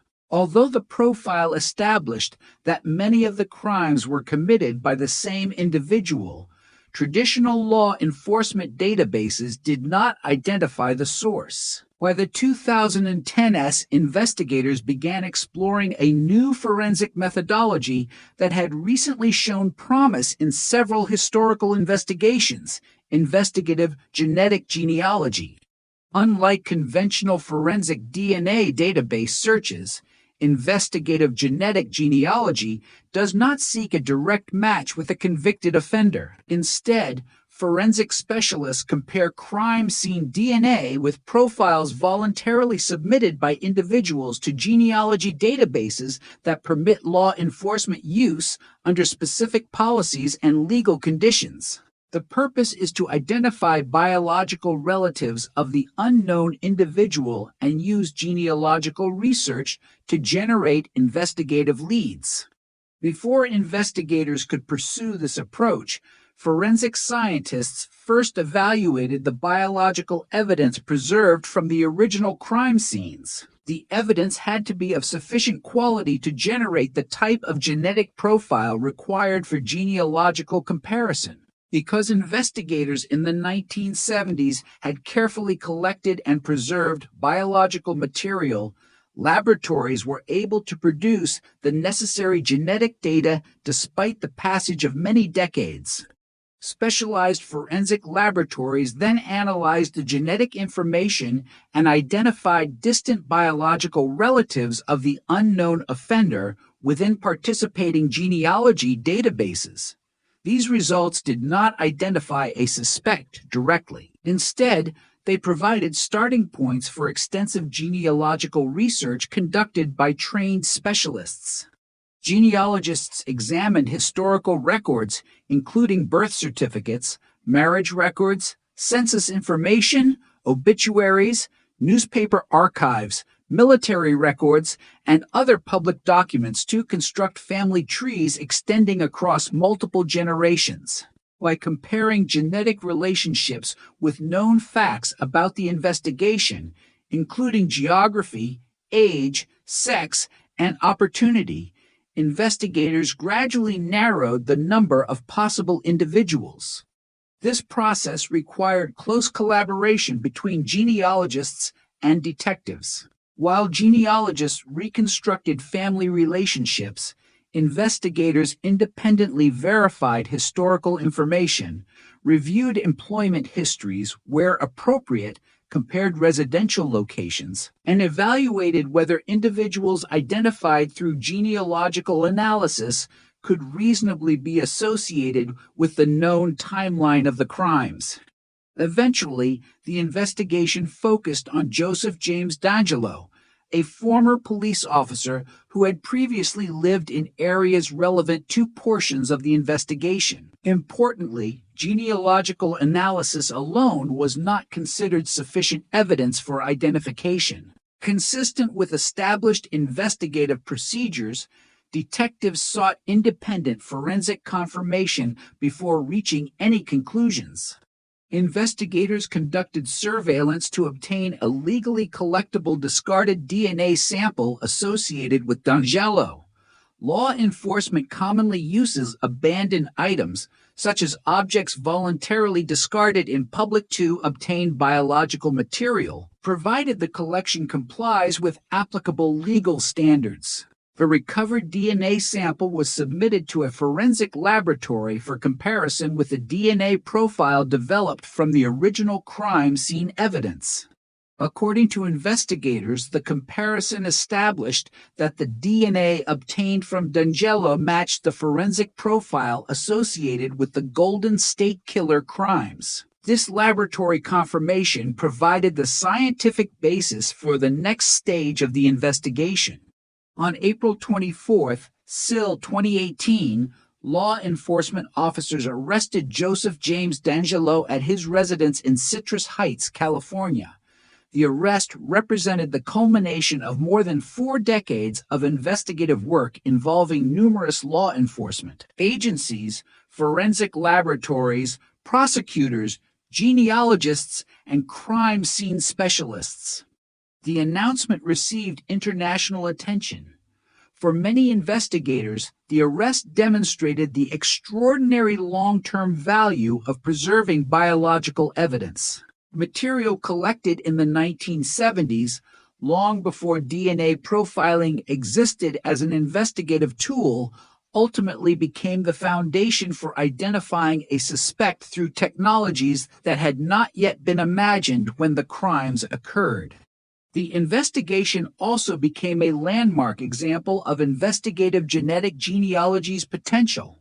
It illustrated how traditional detective work and modern forensic science can complement one another. Genealogical research generated investigative leads, but those leads required independent verification through conventional investigative methods and laboratory DNA comparison before law enforcement proceeded with an arrest.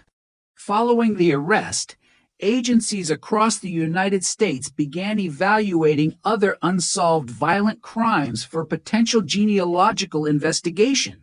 While investigative genetic genealogy remains subject to legal, ethical, and policy considerations, the Golden State Killer investigation demonstrated that preserved forensic evidence could be re-examined using entirely new scientific methodologies. Many years after a crime occurred, the case fundamentally changed the landscape of cold case investigations. It reinforced several enduring principles: preserve biological evidence whenever possible, maintain comprehensive investigative documentation, periodically review unresolved cases as technology evolves, and integrate new scientific methods with established investigative practices.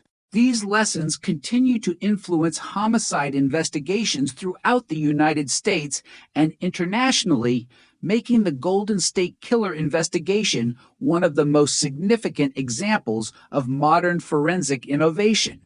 On the morning of April 24th, SIL 2018, investigators executed an arrest warrant at the Citrus Heights, California home of Joseph James D'Angelo. The operation was the culmination of months of investigative work following the successful use of investigative genetic genealogy. More than 40 years had passed since the earliest crimes attributed to the offender, and for many investigators, the arrest represented one of the most significant developments in the history of American cold case investigations.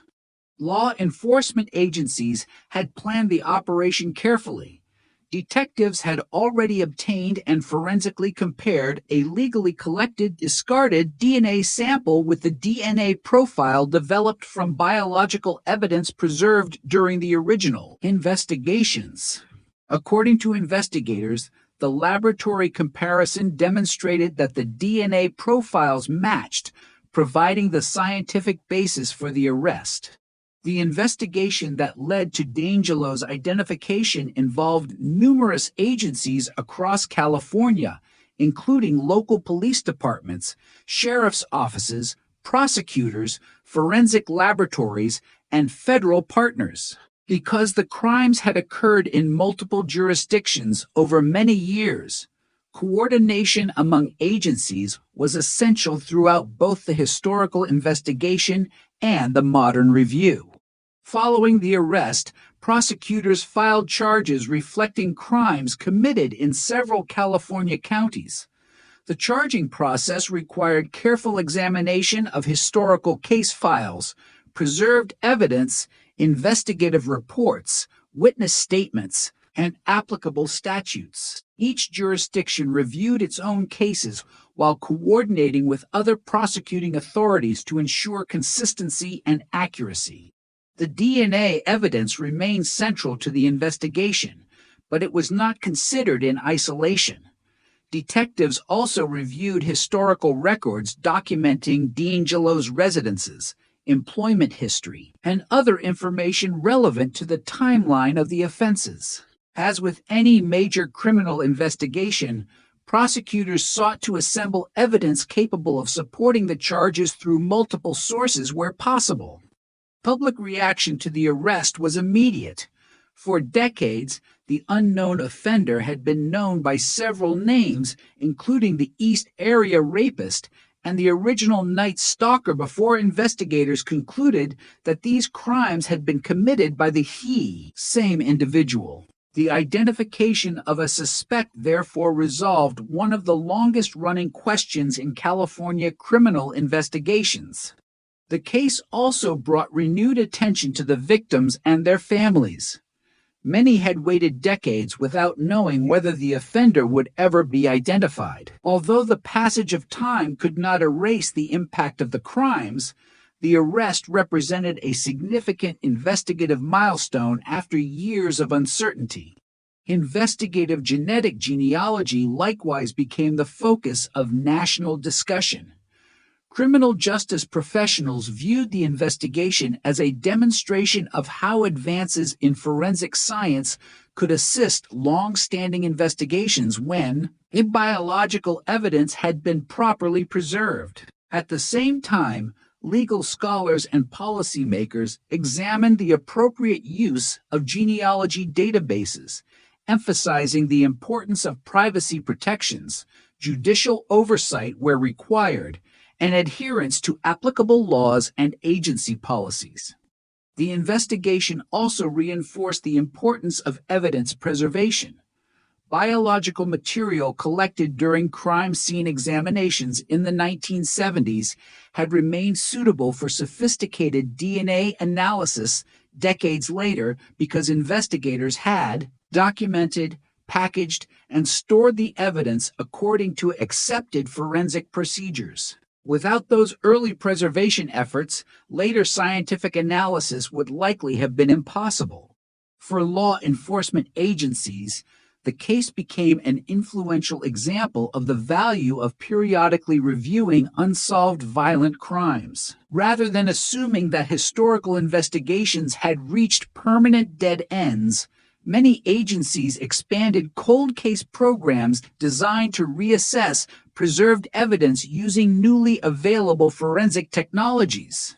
Training programs for detectives and forensic personnel increasingly reference the investigation when discussing long-term evidence management. The case demonstrated that careful documentation, secure chain of custody procedures, comprehensive record keeping, and interagency cooperation can preserve investigative opportunities for decades.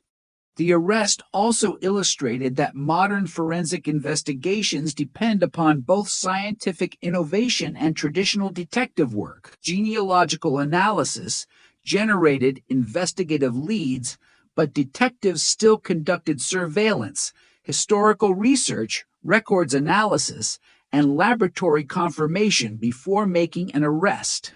This combination of methods remains a defining characteristic of successful cold case investigations.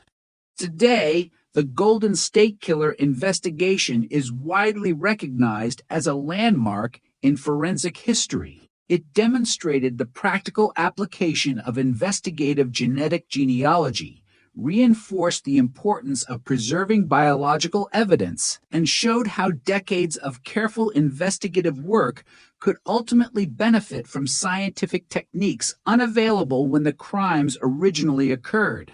The case continues to influence homicide investigations, forensic laboratory practices, and cold case strategies throughout the United States and beyond.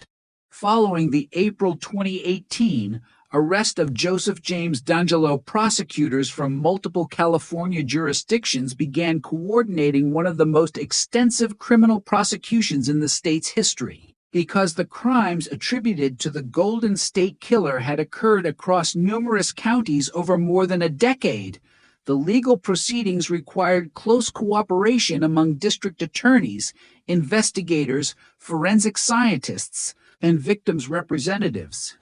The charges reflected crimes committed in several jurisdictions, including multiple counts of murder and additional offenses connected to the historical investigations.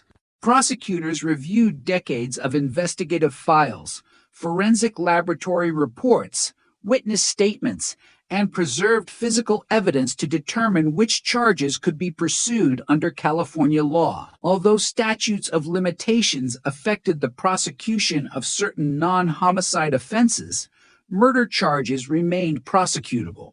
The DNA evidence developed during the investigation formed an important part of the prosecution's case. According to court records, forensic scientists compared DNA obtained from preserved crime scene evidence with DNA legally collected from D'Angelo. Prosecutors argued that the laboratory findings linked him to numerous crime scenes investigated over many years. The prosecution also relied upon the extensive documentation preserved during the original investigations. Crime scene photographs, investigative reports, evidence logs, laboratory analyses, and witness statements provided historical context and supported the presentation of evidence gathered decades earlier. The careful preservation of these materials allowed prosecutors to reconstruct events despite the significant passage of time. As legal proceedings continued, the court considered both evidentiary issues and logistical challenges associated with crimes committed across multiple counties. The case involved numerous victims, multiple investigating agencies, and evidence spanning more than 4 decades. Coordinating these materials required substantial planning by prosecutors and court personnel.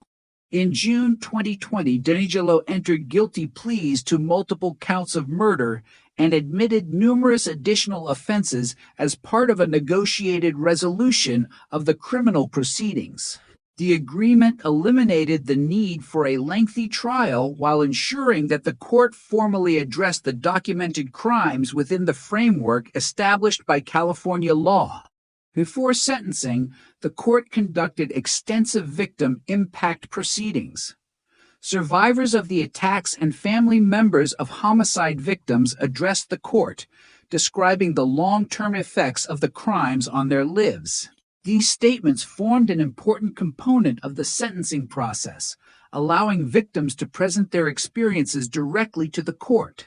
In August 2020, the court sentenced Danilo to multiple consecutive life terms without the possibility of parole.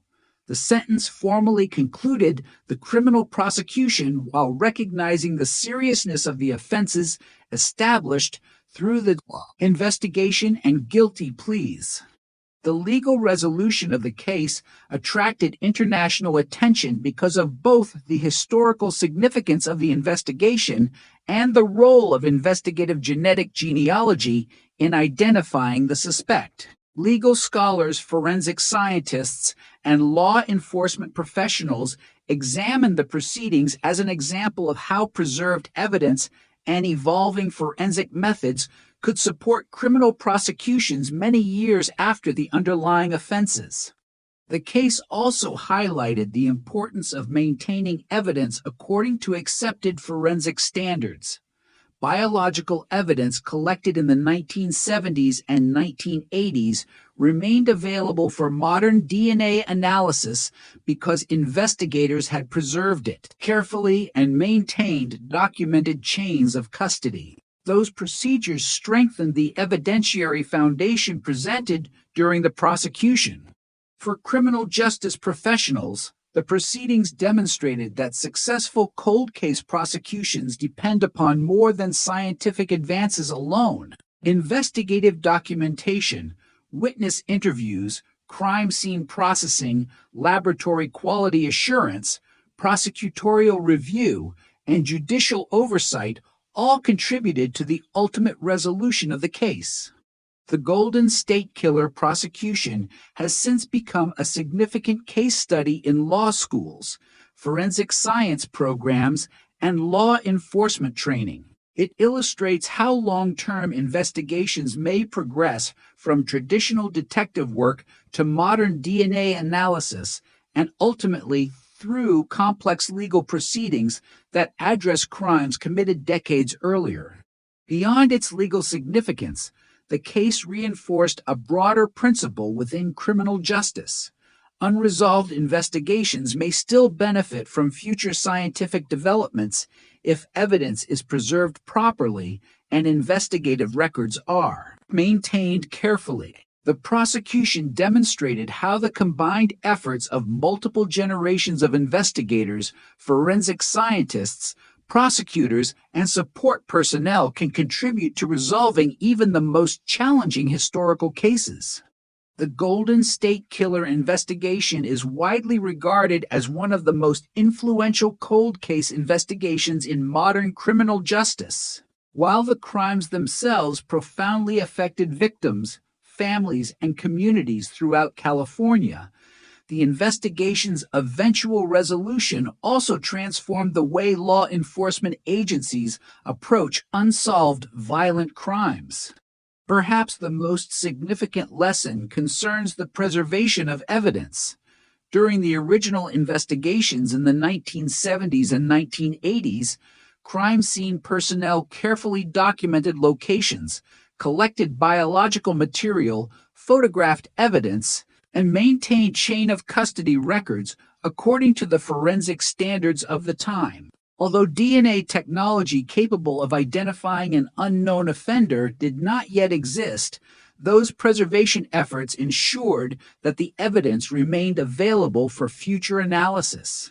As forensic science advanced during the following decades, laboratories developed increasingly sophisticated methods for analyzing biological evidence. DNA profiling became a standard investigative tool, allowing scientists to compare evidence recovered from different crime scenes and establish whether the same unknown individual was responsible for multiple offenses. In the Golden State Killer investigation, these developments helped confirm that crimes previously investigated by different agencies were linked to a single offender. The investigation also demonstrated the limitations of conventional DNA databases. Even after a complete forensic DNA profile had been developed, investigators did not initially identify the offender because his DNA was not present in the available law enforcement databases. This challenge encouraged investigators to explore emerging techniques that eventually led to the use of investigative genetic genealogy. Investigative genetic genealogy represented a major development in forensic investigations. Rather than searching for an exact DNA match, the technique identifies biological relatives through genealogy databases that permit law enforcement access under defined policies and legal conditions. Genealogical research can then narrow the pool of possible individuals, after which detectives seek independent confirmation through traditional investigative methods and direct forensic comparison. The Golden State Killer investigation became the first nationally recognized example of this methodology, leading to the identification of a suspect in a major serial crime investigation. Although investigative genetic genealogy had been discussed within forensic communities before 2018, the successful resolution of this case demonstrated its practical value on a large scale.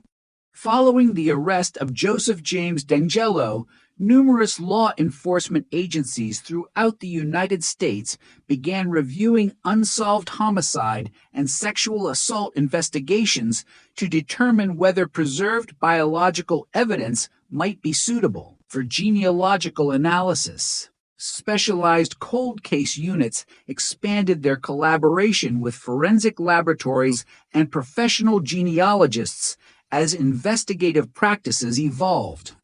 The case also reinforced the importance of interdisciplinary cooperation. Detectives, crime scene investigators, forensic biologists, laboratory analysts, genealogists, prosecutors, legal advisors, and evidence technicians each contributed specialized expertise throughout different phases of the investigation. The eventual identification of the suspect resulted from the combined efforts of multiple professions working over several decades. Another lasting impact involved evidence retention policies. Many agencies reviewed procedures governing the storage of biological evidence associated with serious violent crimes. Secure environmental controls, digital inventory systems, and standardized chain of custody documentation became increasingly important as investigators recognized that evidence collected today might be examined using technologies developed years or even decades later.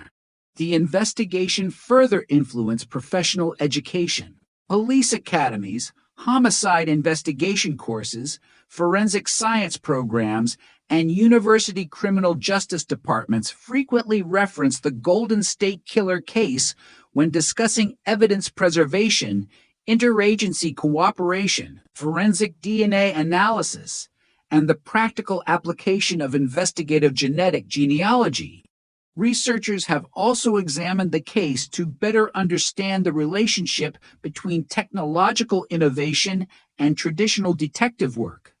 One consistent conclusion is that scientific advances do not replace conventional investigations. Instead, modern forensic methods are most effective when supported by meticulous crime scene processing, comprehensive documentation, careful legal oversight, and experienced investigative judgment. The case additionally contributed to discussions surrounding privacy, ethics, and the responsible use of genealogy databases.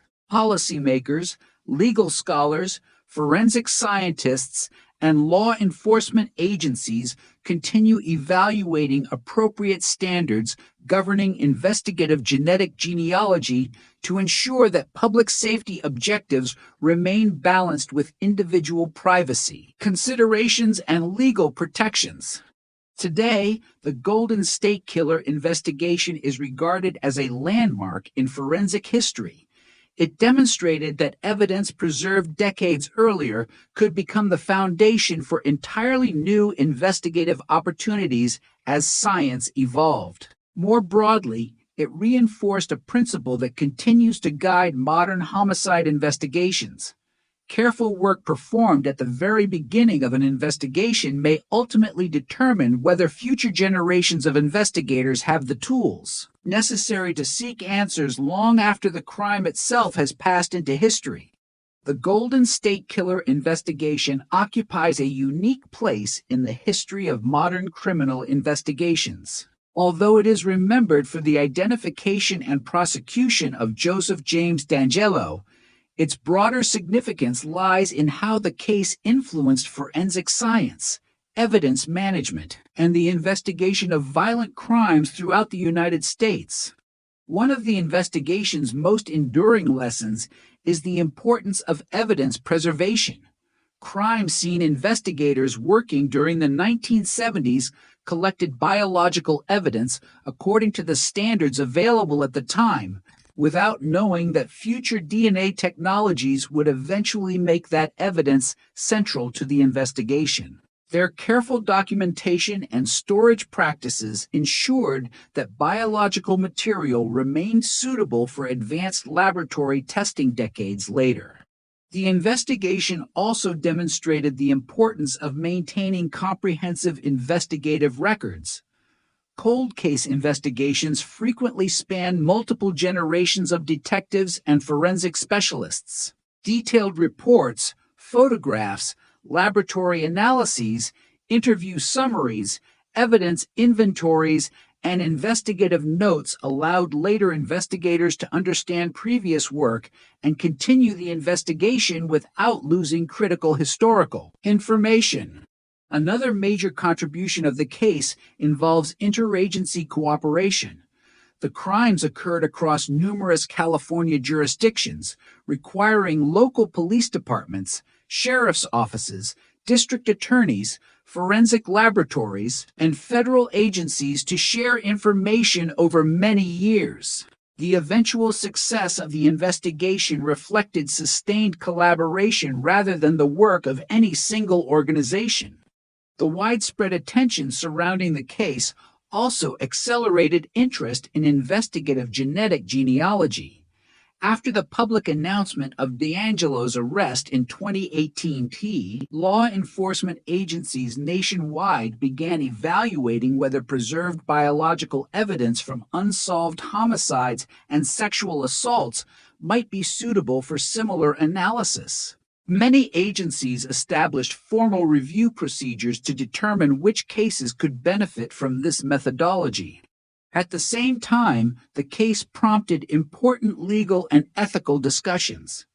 Policymakers, courts, forensic scientists, and privacy experts considered how genealogy databases should be used during criminal investigations. Questions regarding informed consent, database participation, judicial oversight, and privacy protections became central topics as agencies developed policies governing investigative genetic genealogy. The investigation also highlighted the continuing role of traditional detective work. Genealogical analysis generated investigative leads, but detectives still conducted surveillance, reviewed historical records, examined timelines, verified family relationships, and obtained legally collected DNA samples for direct forensic comparison. The investigation demonstrated that scientific innovation functions most effectively when combined with established investigative practices. For forensic laboratories, the case reinforced the value of maintaining rigorous scientific standards. Laboratory quality assurance, documentation, peer review, and validated analytical procedures were essential to ensuring that forensic conclusions could withstand legal scrutiny. Advances in technology remain meaningful only when supported by reliable scientific methodology. The Golden State Killer investigation further influenced evidence retention practices across many jurisdictions. Agencies increasingly recognized that biological evidence from unsolved violent crimes should be preserved whenever practical because future scientific developments may allow new analyses unavailable today. Improvements in environmental storage, digital evidence tracking, and chain of custody documentation became priorities for many evidence management programs.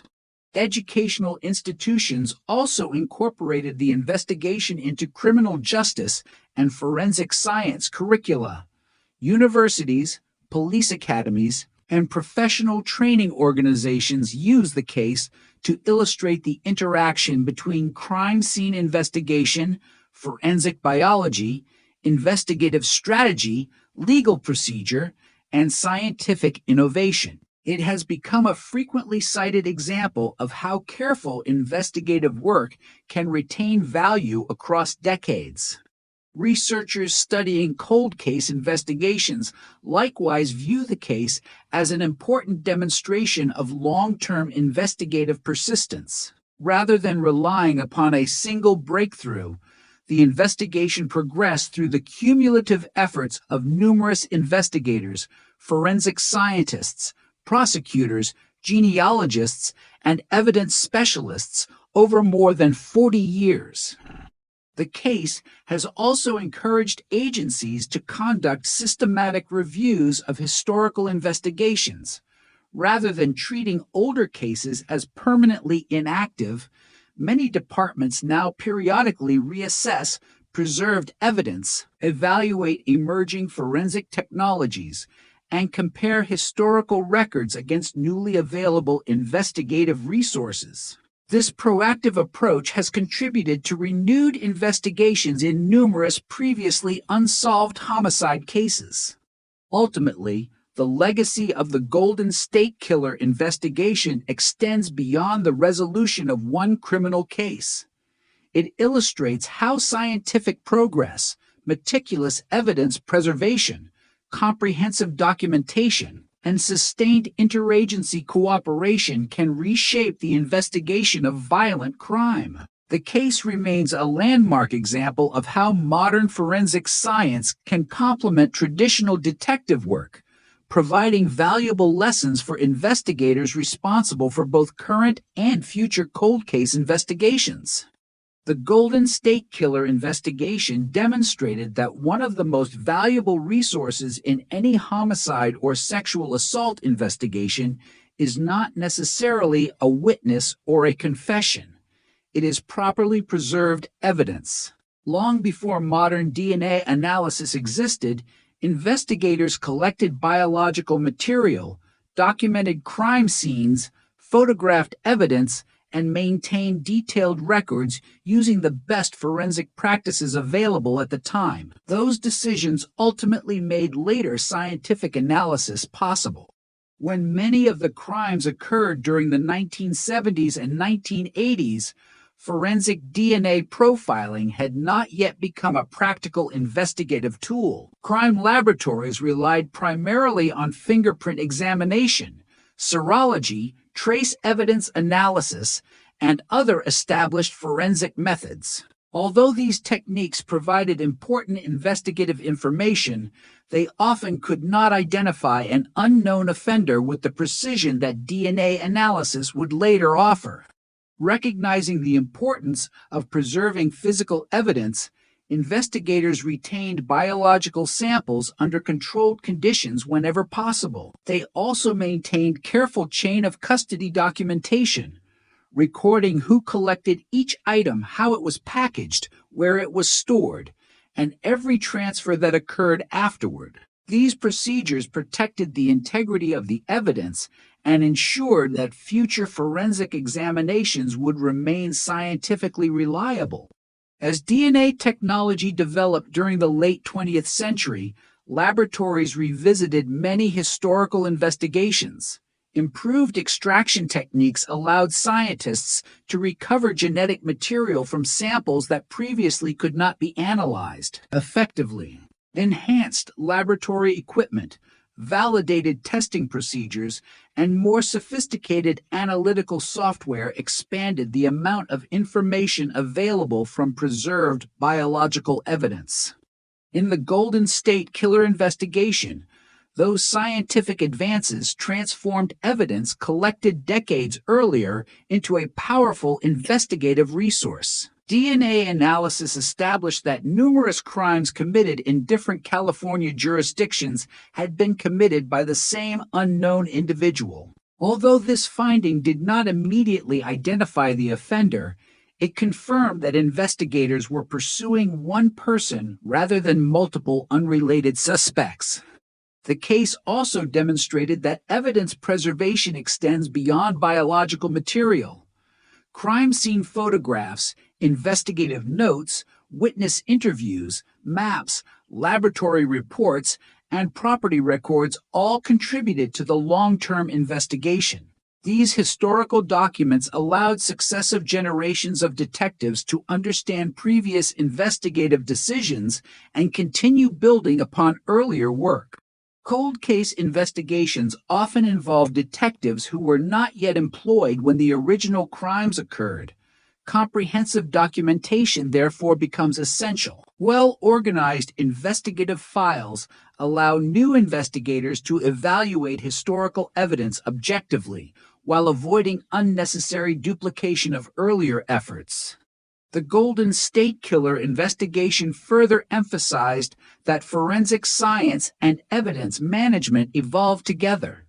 Advances in laboratory capabilities are meaningful only if evidence has been preserved in a condition suitable for examination. Consequently, many law enforcement agencies have strengthened long-term evidence retention policies for serious violent crimes, recognizing that future technologies may reveal information unavailable today. Another important lesson concerns periodic case review. Scientific progress does not occur all at once. New analytical methods emerge gradually, creating opportunities to re-examine evidence that previously produced limited or inconclusive results. Many cold case units now conduct systematic reviews to determine whether preserved evidence may benefit from updated forensic techniques. The investigation also illustrates the importance of multidisciplinary cooperation. Crime scene investigators, evidence technicians, forensic biologists, detectives, prosecutors, and records specialists each contribute to preserving the integrity of an investigation. Success depends not only on scientific innovation, but also on consistent professional standards maintained across decades. Following the identification and prosecution of Joseph James D'Agello, agencies throughout the United States increasingly reviewed unresolved violent crimes involving preserved biological evidence. Many departments expanded cold case programs and invested additional resources in evidence management, digital record systems, and forensic partnerships. These efforts reflect a growing recognition that historical investigations remain capable of producing meaningful results when supported by modern science. Today, The Golden State Killer investigation serves as a leading example in forensic education and law enforcement training.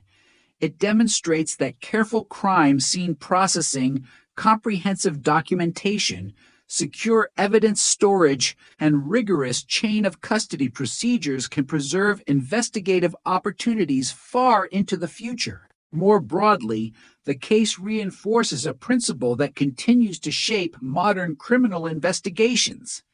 Evidence collected today may become the key to solving a case many years from now, provided it is preserved with the same care and professionalism that investigators expect of every major crime scene. The Golden State Killer investigation is now widely regarded as one of the most influential cold case investigations in modern forensic history. While the crimes themselves profoundly affected victims, families, and communities across California, the investigation's broader legacy lies in how it changed investigative practices, evidence management, and the use of forensic science in unresolved violent crimes. One of the clearest lessons from the case is that a cold case should not be viewed as a closed case. Instead, it is an investigation that remains open while investigators wait for new evidence, improved technology, or previously unavailable investigative methods. Advances in forensic science have repeatedly demonstrated that evidence collected decades earlier can become newly valuable when examined using modern analytical techniques. The Golden State Killer investigation reinforced the importance of preserving biological evidence for the long term. Crime scene investigators in the 1970s collected evidence using procedures designed to protect its integrity, even though the sophisticated DNA technologies available today did not yet exist. Those preservation efforts ultimately allowed forensic laboratories to generate DNA profiles capable of supporting future investigative work. The case also demonstrated the importance of comprehensive investigative documentation. Thousands of pages of reports, photographs, witness interviews, forensic analyses, evidence inventories, and investigative memoranda remained available to detectives who assumed responsibility for the investigation many years after the crimes occurred. This continuity allowed successive generations of investigators to build upon earlier work rather than beginning again from the start. Another significant lesson involves interagency cooperation. Because the crimes occurred across numerous jurisdictions, no single law enforcement agency possessed the complete investigative picture. Detectives, forensic laboratories, prosecutors, and support personnel shared information across county and municipal boundaries, gradually developing a comprehensive understanding of the offender's criminal activity. The investigation illustrates how cooperation can strengthen complex serial crime investigations that extend beyond individual jurisdictions. The successful application of investigative genetic genealogy also influenced forensic practice nationwide. Following the public announcement of Joseph James DeAngelo's arrest, many law enforcement agencies began evaluating unsolved homicide and sexual assault cases to determine whether preserved biological evidence might be suitable for genealogical analysis. Specialized training programs, forensic partnerships, and cold case review initiatives expanded significantly in the years that followed. At the same time, the investigation encouraged ongoing discussion regarding legal and ethical considerations. Policymakers, courts, forensic scientists, and privacy experts have continued evaluating appropriate standards governing the investigative use of genealogy databases. These discussions emphasize balancing public safety, individual privacy, transparency, and adherence to applicable laws and agency policies.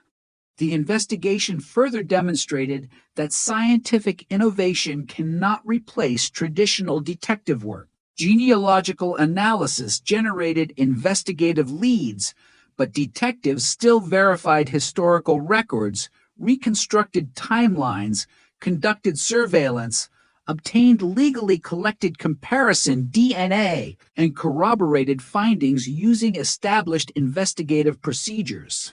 The case therefore illustrates how emerging forensic methods complement rather than replace conventional investigative practice. Evidence management has also evolved in response to lessons drawn from historical investigations such as this one. Many agencies now maintain enhanced evidence retention policies for unsolved violent crimes, incorporating secure environmental storage, digital inventory systems, standardized chain of custody documentation, and periodic evidence audits. These measures seek to preserve investigative opportunities for future scientific examination. Educational institutions have likewise incorporated the case into criminal justice curricula. Universities, police academies, and forensic science programs frequently examine the Golden State Killer investigation when teaching crime scene processing, forensic biology, investigative strategy, evidence preservation, and cold case methodology. The investigation serves as a practical example of how careful work performed during an initial investigation can remain valuable decades later. Researchers studying forensic innovation often identify the case as a milestone in the development of modern cold case investigations. It demonstrates that advances in laboratory science achieve their greatest value when supported by meticulous evidence preservation, comprehensive documentation, and sustained institutional commitment over many years. Ultimately, the Golden State Killer investigation illustrates the evolving relationship between science and criminal investigation. The resolution of the case did not result from a single technological breakthrough alone. Instead, it reflected decades of professional evidence management, interagency cooperation, forensic advancement, and persistent investigative effort. As a result, the case continues to shape homicide investigations, forensic policy, and cold case strategies throughout the United States, serving as an enduring example of how historical investigations can benefit from future scientific progress. The Golden State Killer investigation remains one of the most significant case studies in the history of modern criminal investigation. Although the crimes themselves span more than a decade and affected numerous victims and communities across California, the investigation's broader importance extends well beyond the identification and prosecution of a single offender. It fundamentally changed how investigators think about evidence, technology, and the long-term potential of unresolved cases. Perhaps the investigation's greatest contribution is its demonstration that evidence can retain investigative value for decades when preserved properly. Biological material collected during the original investigations in the 1970s and 1980s remained suitable for advanced DNA analysis many years later because crime scene investigators followed accepted forensic procedures. At the time, they could not have anticipated the scientific methods that would eventually become available. Yet their careful work created opportunities for future investigators. The case also illustrates the importance of viewing cold cases as ongoing investigations rather than abandoned files. While periods of inactivity may occur when no new leads are available, advances in forensic science, digital record management, and investigative methodology continue to create new opportunities. Many law enforcement agencies now conduct structured reviews of historical homicide investigations specifically to determine whether preserved evidence can be re-examined using current technology. Interagency cooperation proved equally important. The crimes attributed to the Golden State Killer crossed numerous jurisdictional boundaries, requiring police departments, sheriff's offices, forensic laboratories, prosecutors, and federal partners to exchange information over many years. The investigation demonstrated that effective communication and coordinated evidence sharing are essential when investigating offenders who operate across multiple jurisdictions. The successful use of investigative genetic genealogy represented another landmark development. While the methodology has since been applied in other investigations, the Golden State Killer case brought international attention to its potential. It also encouraged law enforcement agencies to develop policies governing its responsible use, balancing investigative effectiveness with legal requirements, ethical considerations, and privacy protections. The investigation further reinforced the continuing importance of traditional detective work. Modern forensic science generated powerful investigative leads, but detectives still verified documentary evidence, reconstructed historical timelines, conducted surveillance, obtained legally collected comparison DNA, and worked closely with prosecutors before criminal charges were pursued. The case demonstrated that scientific advances are most effective when integrated with established investigative practices. For forensic laboratories, the investigation highlighted the necessity of maintaining rigorous scientific standards. Laboratory accreditation, quality assurance procedures, peer review, validated testing methods, and careful documentation all contributed to the reliability of forensic conclusions presented during the investigation and subsequent court proceedings.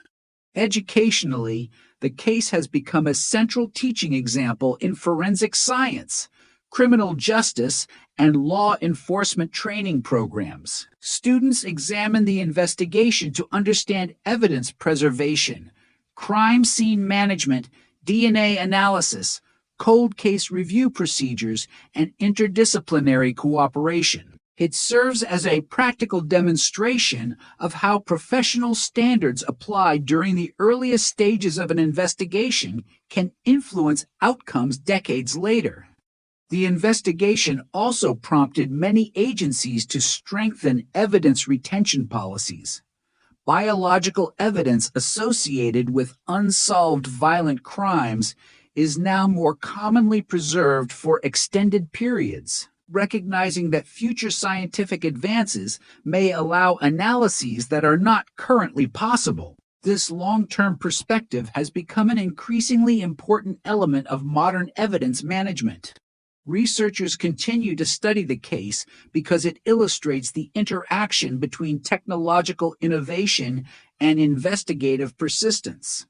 The identification of the offender did not result from one breakthrough alone. It reflected decades of careful evidence preservation, comprehensive documentation, interagency collaboration, forensic advancement, and systematic investigative review, each stage built upon the work completed by earlier investigators.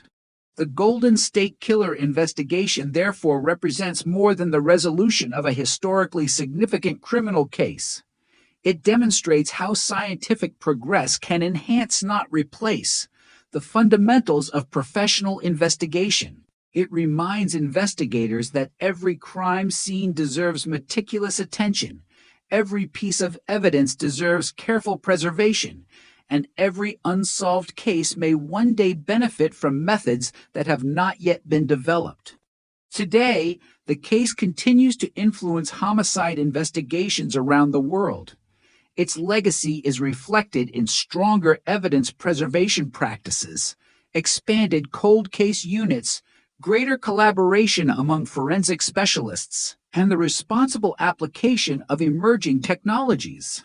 More broadly, it reinforces a principle that remains central to criminal investigation.